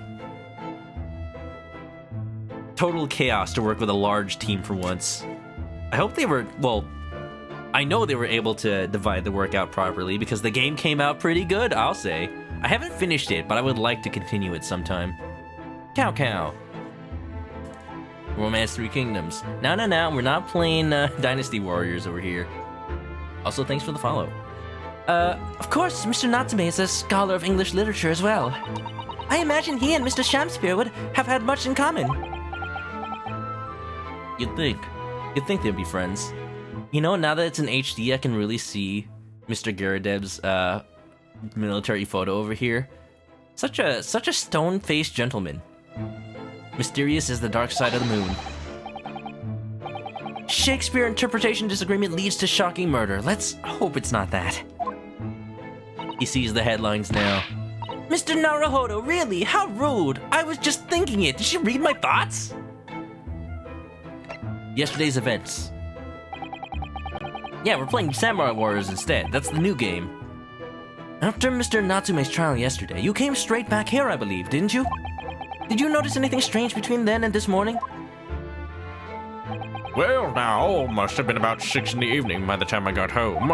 Snow was coming down rather heavily, as I remember, and it was completely dark already. That failed actor chap was out at the time.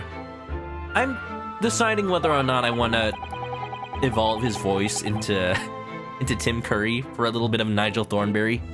Nigel Thornberry. Yeah. Mr. Garadeb noticed there was no light from his room or something, I suppose. That does remind me that Nickelodeon Smash game is coming out this month? I didn't know it was so soon. Right? Or maybe it's November. Maybe I'm like getting confused again. I think I made that same confusion like earlier on an earlier stream. Never mind, fall 2021. I think I made that exact mistake like 2 streams ago.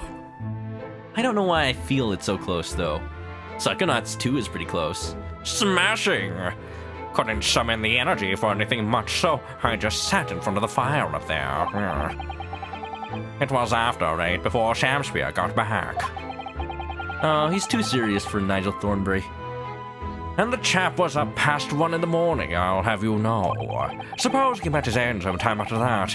I was asleep by then, so I'm rather in the dark now. Well, thank you. That was very illuminating. Tim Curry, but the Red Alert space guy. Oh, yes, time to go to the one place not tainted by capitalism. Space! Dude, you don't even know. I never played Red Alert myself, but my friends used to hang out in the game club in high school and play Red Alert all the time. Oh, I know the memes. Yeah. Hello? Is everything alright, Miss Susato? As a slow typer, the sound of typing makes you feel self-conscious. I'm sorry, I've got a mechanical keyboard, so it just really sounds clicky-clacky. I didn't learn how to type until I went to college, and I was forced to type fast, or else I couldn't take notes for my programming classes. So that, like, lit a fire under my ass real fast. Like, it was either that or fail the class.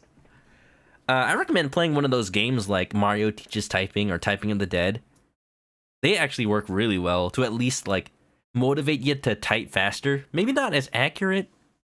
I'm in a good place, I think. So what's wrong? Typing of the Dead is legit. Well, I was just thinking it's a little strange, that's all. What's strange? Mr. Garydeb, you were up here in your room all evening, if I've understood correctly. Not a big fan of the stairs, not with this blasted leg. Then, how is it that you seem to know? The precise movements of your tenant on the ground floor, I mean. Maybe the floors are very thin. No! Got him. That's a very good point. I can imagine that you could hear noises from the ground floor all the way up here. You don't know my apartment. The walls and the floors are paper thin. Does this old man like to spy on his tenants, is that it? I say, I know what you're thinking, and it's a bally outrage. I'm ex-military, don't you know? I don't go around spying on my tenants. Why would I? Uh-huh. Yeah, take a peek inside that cannon. I bet it's a secret periscope down under. Down under? What, does it go to Australia? Then how do you know, Mr. Garydeb? It's the gas, woman. The gas tells me everything. The gas? The gas. I'm not playing the sound effect. No. Look, I already did that joke once. What, do you think I'm gonna play fart with reverb every time someone talks about gas? No.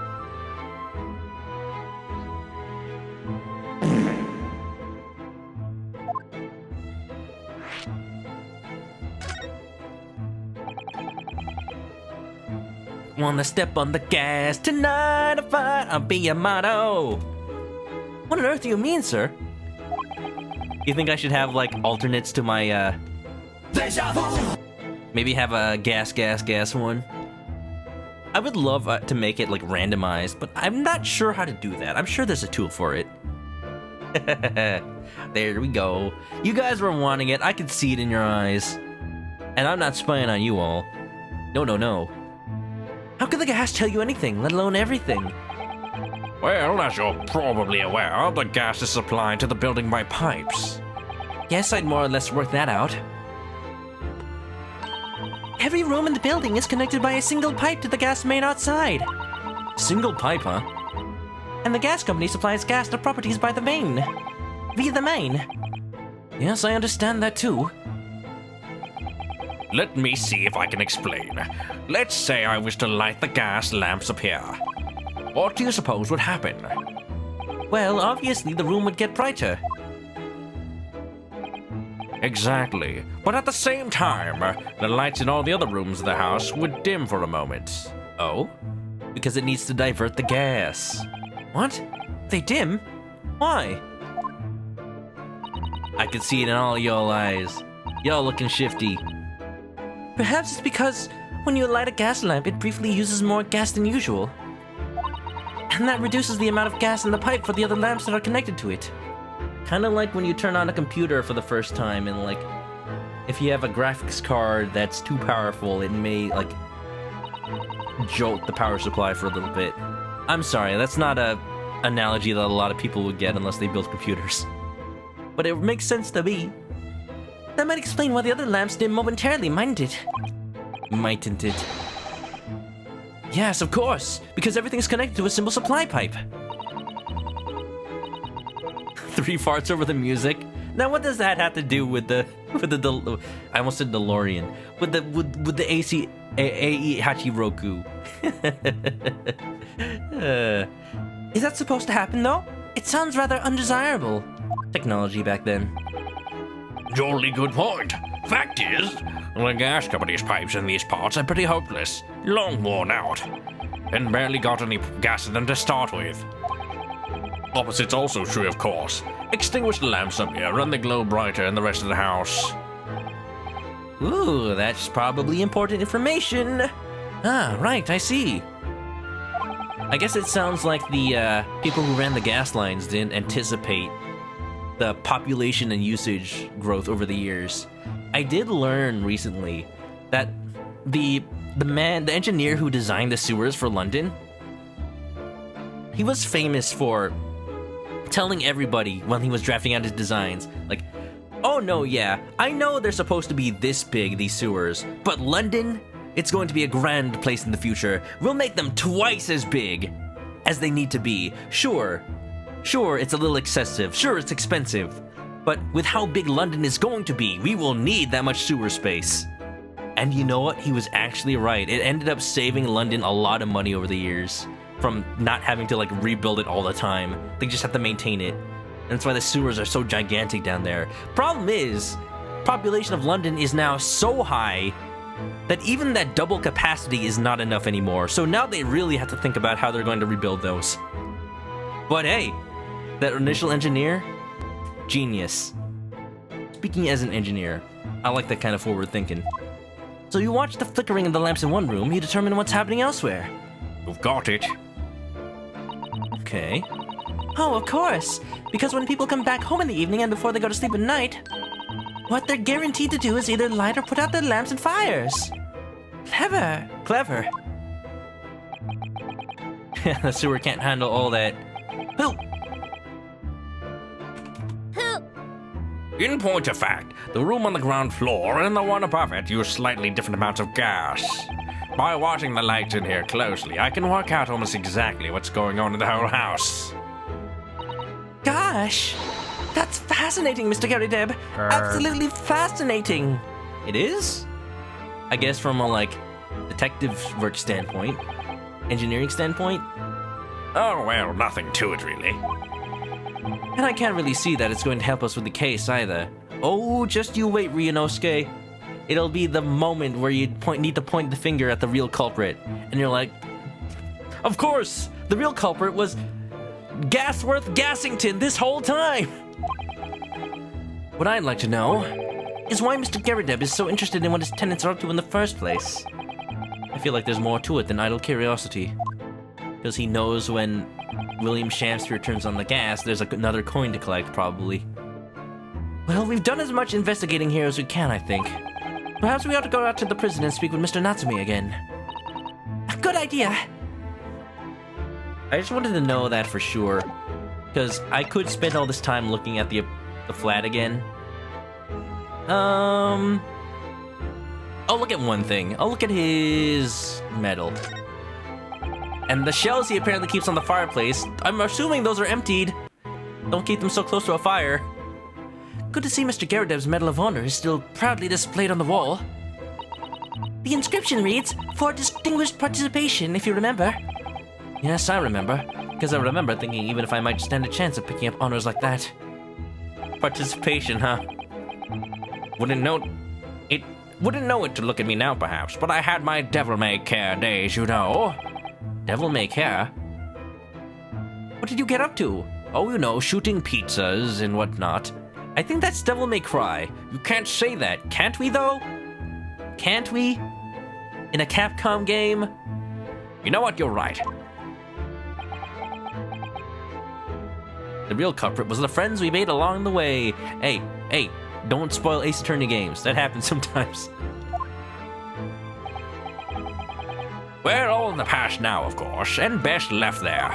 Herlock Holmes. Wait a minute, that's half copyright infringement. Best not, I want to know now. And we'll also look at, are we really not going to see Mrs. Garydeb? Aw, we see that fire, the little scorch they covered up with a little dressing shroud. What do they call this, a screen? Yeah, this was relevant in the first game. This is nothing for me to look at now. But man, it's like exactly how I left it. Man, this is so wild to look at in 3D. I half expected Herlock Sholmes to just be like posing outside the window.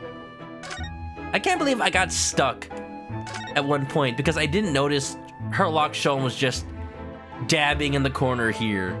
Just like amongst all the scenery. Really now. Alright, let's go over to the prison. Really? I miss when it was called jail, but Gowl. Devil may die.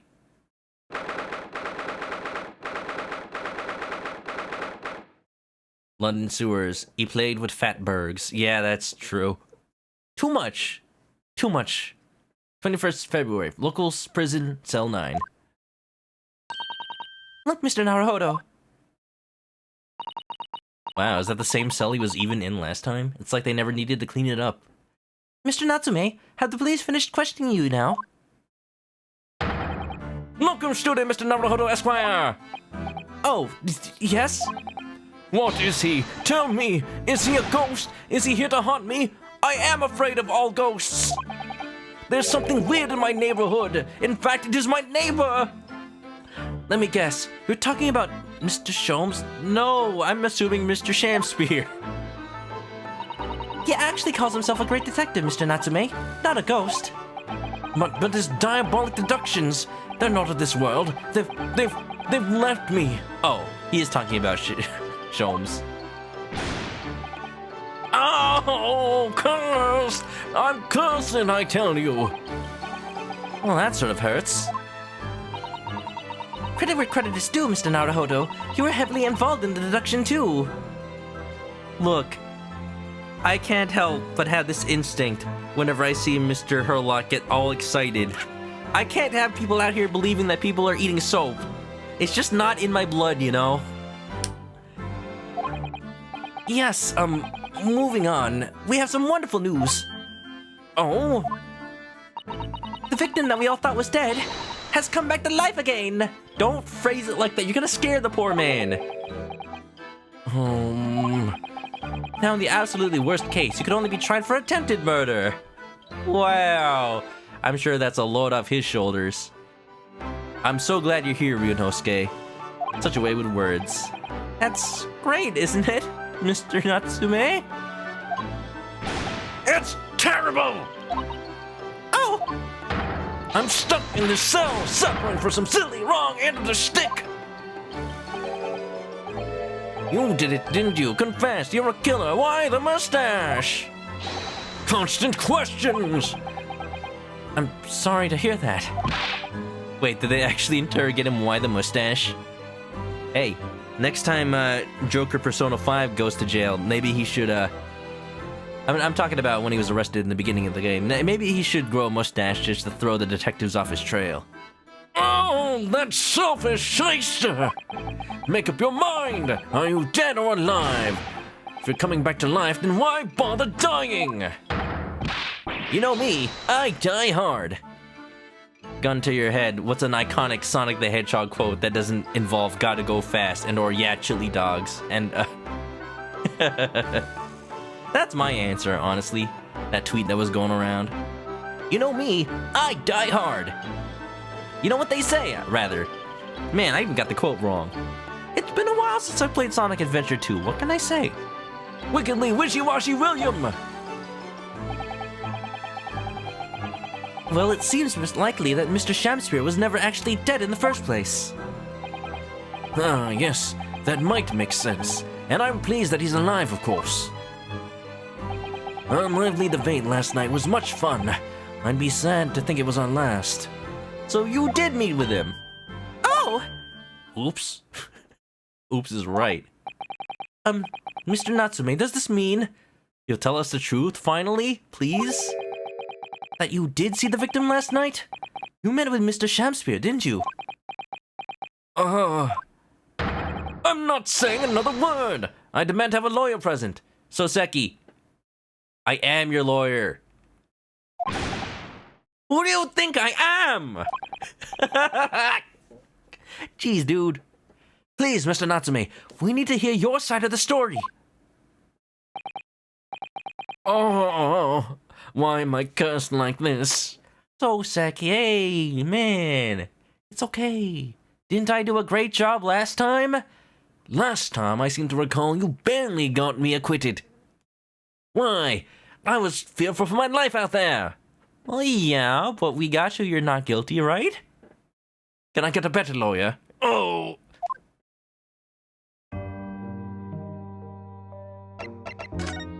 First things first. Here's my badge. Have I shown you this before, Mr. Natsume? Yes, many times. Oh, yes, the sweet, sweet aroma of our beloved homeland. It shows that the wearer is a defense lawyer. It means nothing in Great Britain, of course, but I still wear it. Look, it's got the same kind of design as Phoenix Wright's badge. They've been using that sunflower design for a long time, it seems. Oh, I know exactly how you feel, locum student Mr. Naruhodo Esquire. My Haramaki belly band, I do not feel right without it! You wear a belly band? Your Haramaki belly band? It's perfect for the cold English winters. Just the thing to keep my tummy warm. Yes, I see the link. Almost. Well, that was useless. What happened? Can you tell us exactly what happened last night then, Mr. Natsume? There's nothing to tell. But, Mr. Naruhodo Esquire, I'm eternally grateful for you for helping me with that accursed case yesterday. The case that saw poor Miss Green hospitalized as she ended up with a knife in her back. It's hard to believe that was only yesterday. Feels like only yesterday, but in fact it was 2 years ago and some change. After the trial was over, I trudged my weary way back to my lonely lodgings. And that evening, at past 9, it must have been, I visited Mr. Shamspeare. So you did go to the victim's room then? As we feared. I didn't do anything wrong!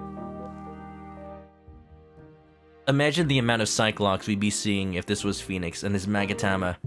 I don't think the Kurain School of Spirit Techniques has been founded yet, unfortunately. There's a lock over here.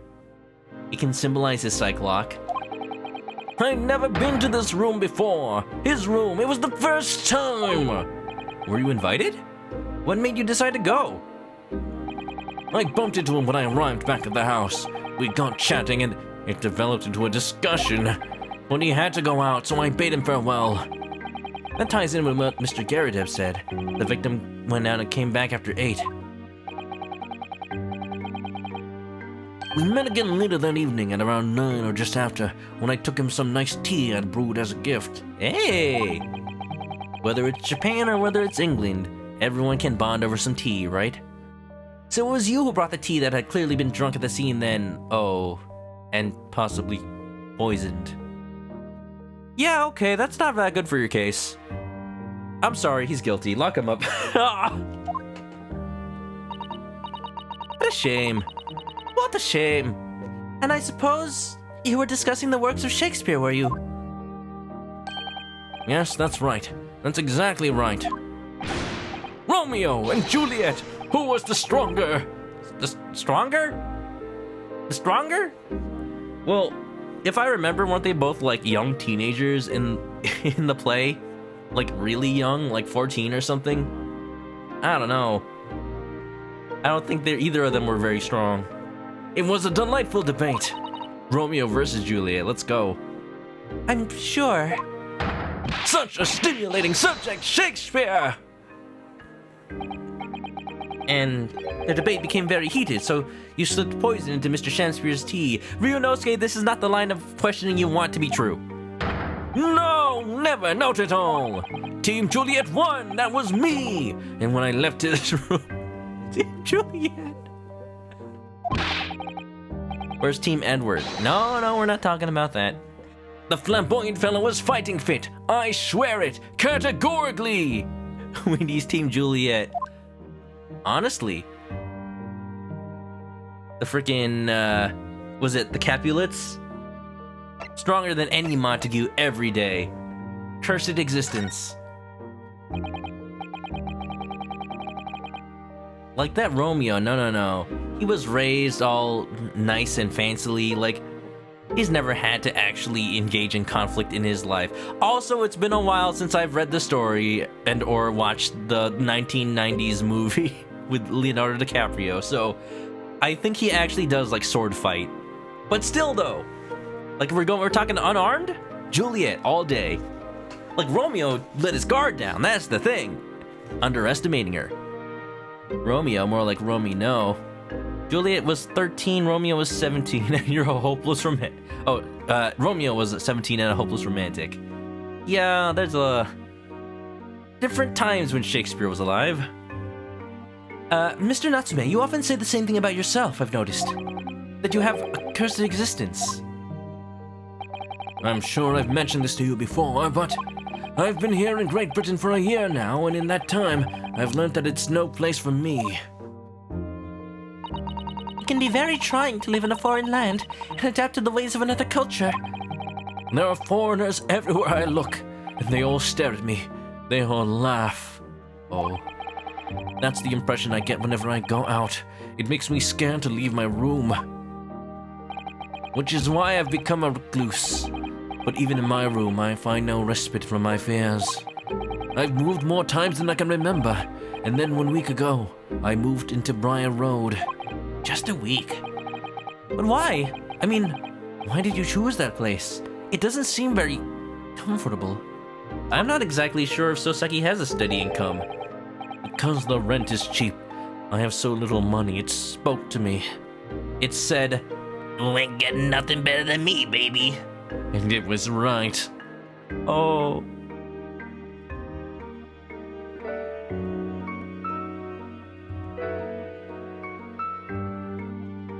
Who could play dead longer competition, Romeo or Juliet? Well, Juliet was the one who played dead, and then Romeo actually got dead, so by default, Juliet wins. That part I remember. And then it's like, oh no, Romeo drank the poison in order to join me in death. Then I guess I shall also drink the poison. Wow. Wait. Poison drink? Romeo and Juliet? Sham spear? Don't tell me that's the point. That's the connection? Oh, jeez. The rent? Obviously, there's a reason why it's cheap. Because the room is cursed. Cursed? Cursed how? Previous occupant, the man who lived there before I took the room, died there. Oh no! He was only a young man, but one morning he was found dead and no one could explain why.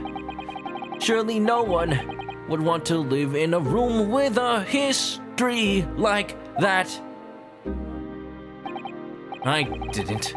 When the letting agent recommended the place, I wavered. But I want books, and books cost money. A horrible history is a small price to pay. Allocating his budget towards things to put in the apartment rather than the apartment. Soseki, I know the feeling. Me and my Dragon Quest collection, I may have just bought Dragon Warrior 4 today. It's fine, it's okay. That was the last American Dragon Quest game I needed to buy. Now I'm done, I think. At least with the mainline games. I think I'm done. When I realized it would mean I could buy more books, I signed the lease like lightning. Ah, yes, money. Money can be exchanged for goods and services. Erg. Brave or blinkered? Windy says, what's surprising is that in one 1968 movie, the actress for Juliet was actually around 13. Ooh, I mean, accurate. You know, I kind of want to see a version that's accurate to how people would have played it back in, you know, was it the Global Theater? I forget. I'm not cultured.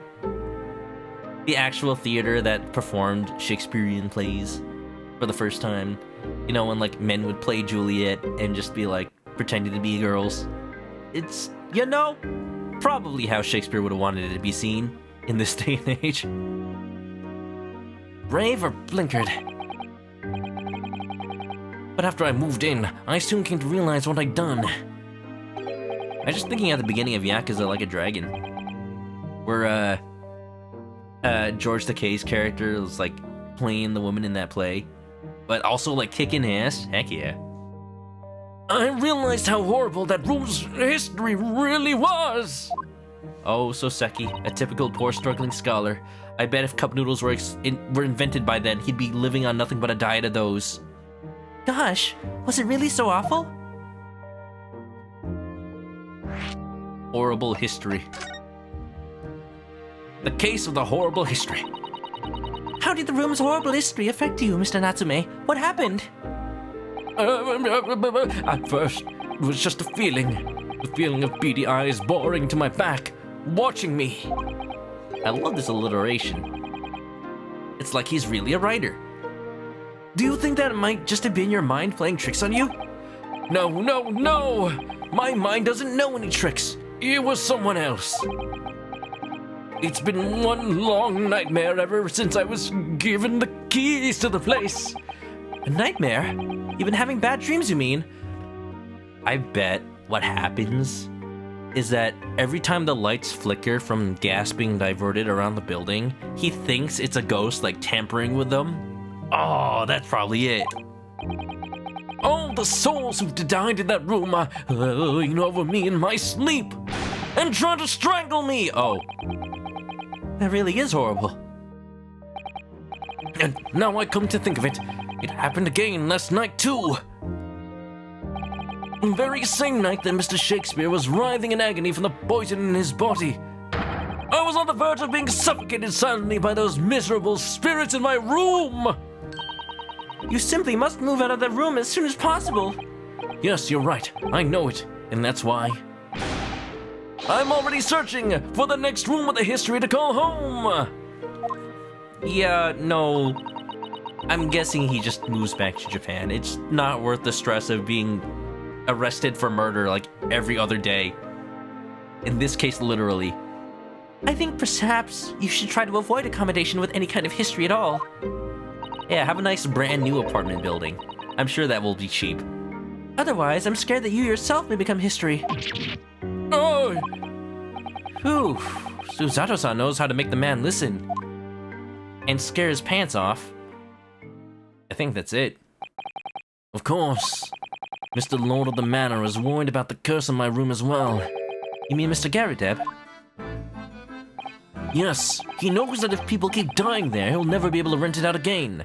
Hey, that means the price will just fall and fall, won't it? What a steal. It's a killer deal. Well, that's true. I, for one, wouldn't go near the place. Perhaps. That may explain why the landlord pays so much attention to the gas lamps and his tenants' movements. You mean because he's worried about their well-being? Ironic in a way. He's worried about their well-being not because he cares about them, but because he cares about them continuing to rent. He does seem to have an unusually keen interest in the amount of gas in the pipes. There must be a reason why he keeps such close tabs on the occupants of his let rooms. What do you mean he pays so much attention to the gas lamps? Oh dear. No, it's nothing to do with you, Mr. Natsume. Please, forget I said anything.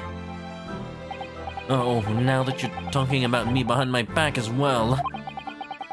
What's important is that Mr. Shakespeare isn't in fact dead at all. Once he's come round and he's able to tell us what happened, we'll be able to get you released. Yes, please. Oh, I do hope you're right. Excuse me? Oh, how did I know it was Gregson? I love the little bow Susato does. Greeting everybody the, formal way. Inspector Gregson! Yes, fish and chips and all that. I couldn't help overhearing what you just said, and on that note,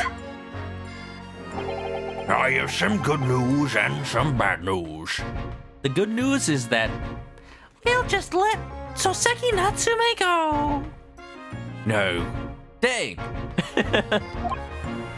Jackseri, welcome on in. Famous last words. I don't smell any gas. Don't press the button. I can't press the button. I've used it too much already. Oh. It was the smell of fish and chips, of course.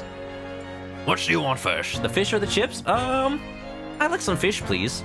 Maybe with a little bit of tartar sauce. No, the good news or the bad news? Oh. Well, your fish and chips is wrapped in news.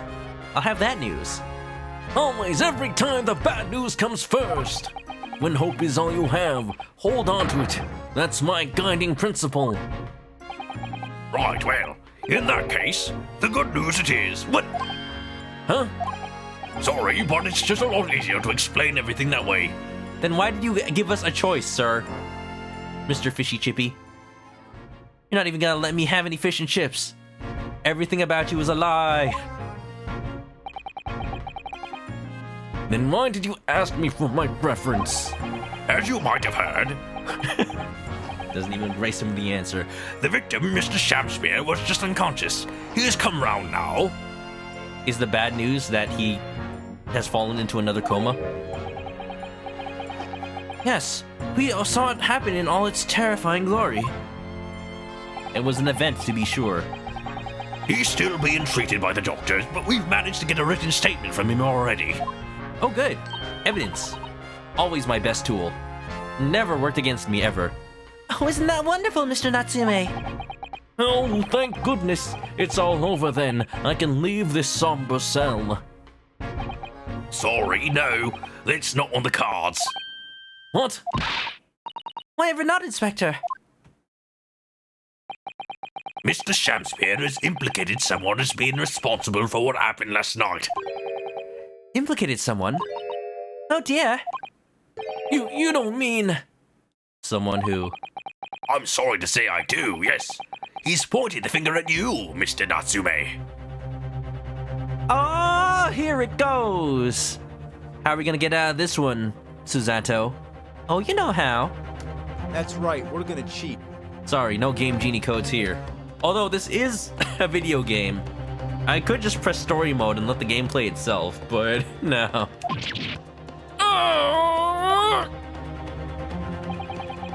By sweet poison did he seeketh to end my life. That wicked scaly caitiff, so Seki Natsume. No. Saucy Nuts Gumi. What? No! So I'm afraid you'll be appearing in court as planned. You'll be wanting to make necessary preparations. I object! No! Oh. I'm sorry, Soseki. I'm so sorry. But it is your fate. You're the Maya of this game because there is no Maya. That's how it's gonna be. Someone's gotta take the fall. And so, once again, Soseki-san found himself having to take the dock in the Old Bailey. Whether his room was haunted or whether he was just terribly unlucky, I knew I had no choice. The following day, I would represent him in court and do my utmost to break the curse that blighted him. But that's gonna have to wait until Wednesday. To be continued. Can I have some of that fish and chips now? No! They're mine. It's my only food. Now I'm going to starve. Okay, fine, I get it. I'll go buy some myself. I'm sure Susato's got some cash. I thought you handled the funds. Oh, well, we're poor. I'm sure we can borrow some from Herlock. You think he has any money? Well, we're screwed. We're saving. And next stream of this will be on Wednesday. But I'll have you guys know, I'm in an attempt to make my YouTube uploads not so sporadic. You know those little side episodes that are included in this game? Well, I may just be recording them off stream. I'll release my first playthrough, I guess. You don't really have to decide anything. They're just little visual novel segments. But I thought it was best to just like put them up as YouTube videos. Because like they take place during the first game, and I already played it, so you know, it makes more sense to put it up there where all the first game parts are, I guess. I don't know. Maybe I'll show some during stream, but I'd rather just do them as their own things. I mean, it makes sense. I think. That way I can just like put them in the playlist, you know? Thanks for playing. You're very welcome, Rexadecimal. You're very welcome, everybody. Hope you enjoyed the suspense, the cheese, the soap blocks. What is going on? I have no idea. I feel like I know nothing about this case, and that makes it all the more exciting. Because our old pal Baroque Van Legs is gonna give us the lowdown. If I can't trust Soseki to give me the straight answer, Zeke's at the very least. I know his personality now. It's justice. Sure, he's on the side that tries to put people in jail, but for a good reason. A good reason. Because he just doesn't want crime out there. And all that stuff. And he just has trust issues. Very, very unfortunate trust issues. But that's a story that was, revealed all in the first game. So, we'll get to meet him anew in the next one. Until then, let's look at the art. Yeah. Work from home, gang. Heck yeah, Wendy. I'm glad you found a job that works for you. Last time I checked, I believe you were looking, so I'm glad. I'm very glad. Everybody, is there art for the stream tonight? Doesn't seem... Well, this isn't art, but I just gotta show it. Why? Herlock Sholmes shopping for Nintendo GameCube games. What will he buy? Music, will you restart, please? Hello? There you go. Maybe a little bit of Animal Crossing. I feel like he'd love to play Animal Crossing. Just make up stories about what his villagers were doing, like, oh, let's see, Tabby talked to Anka and she got mad. Maybe there's a little bit of conspiracy afoot. Maybe one of them poisoned the other's tea this morning. Yeah. Cool.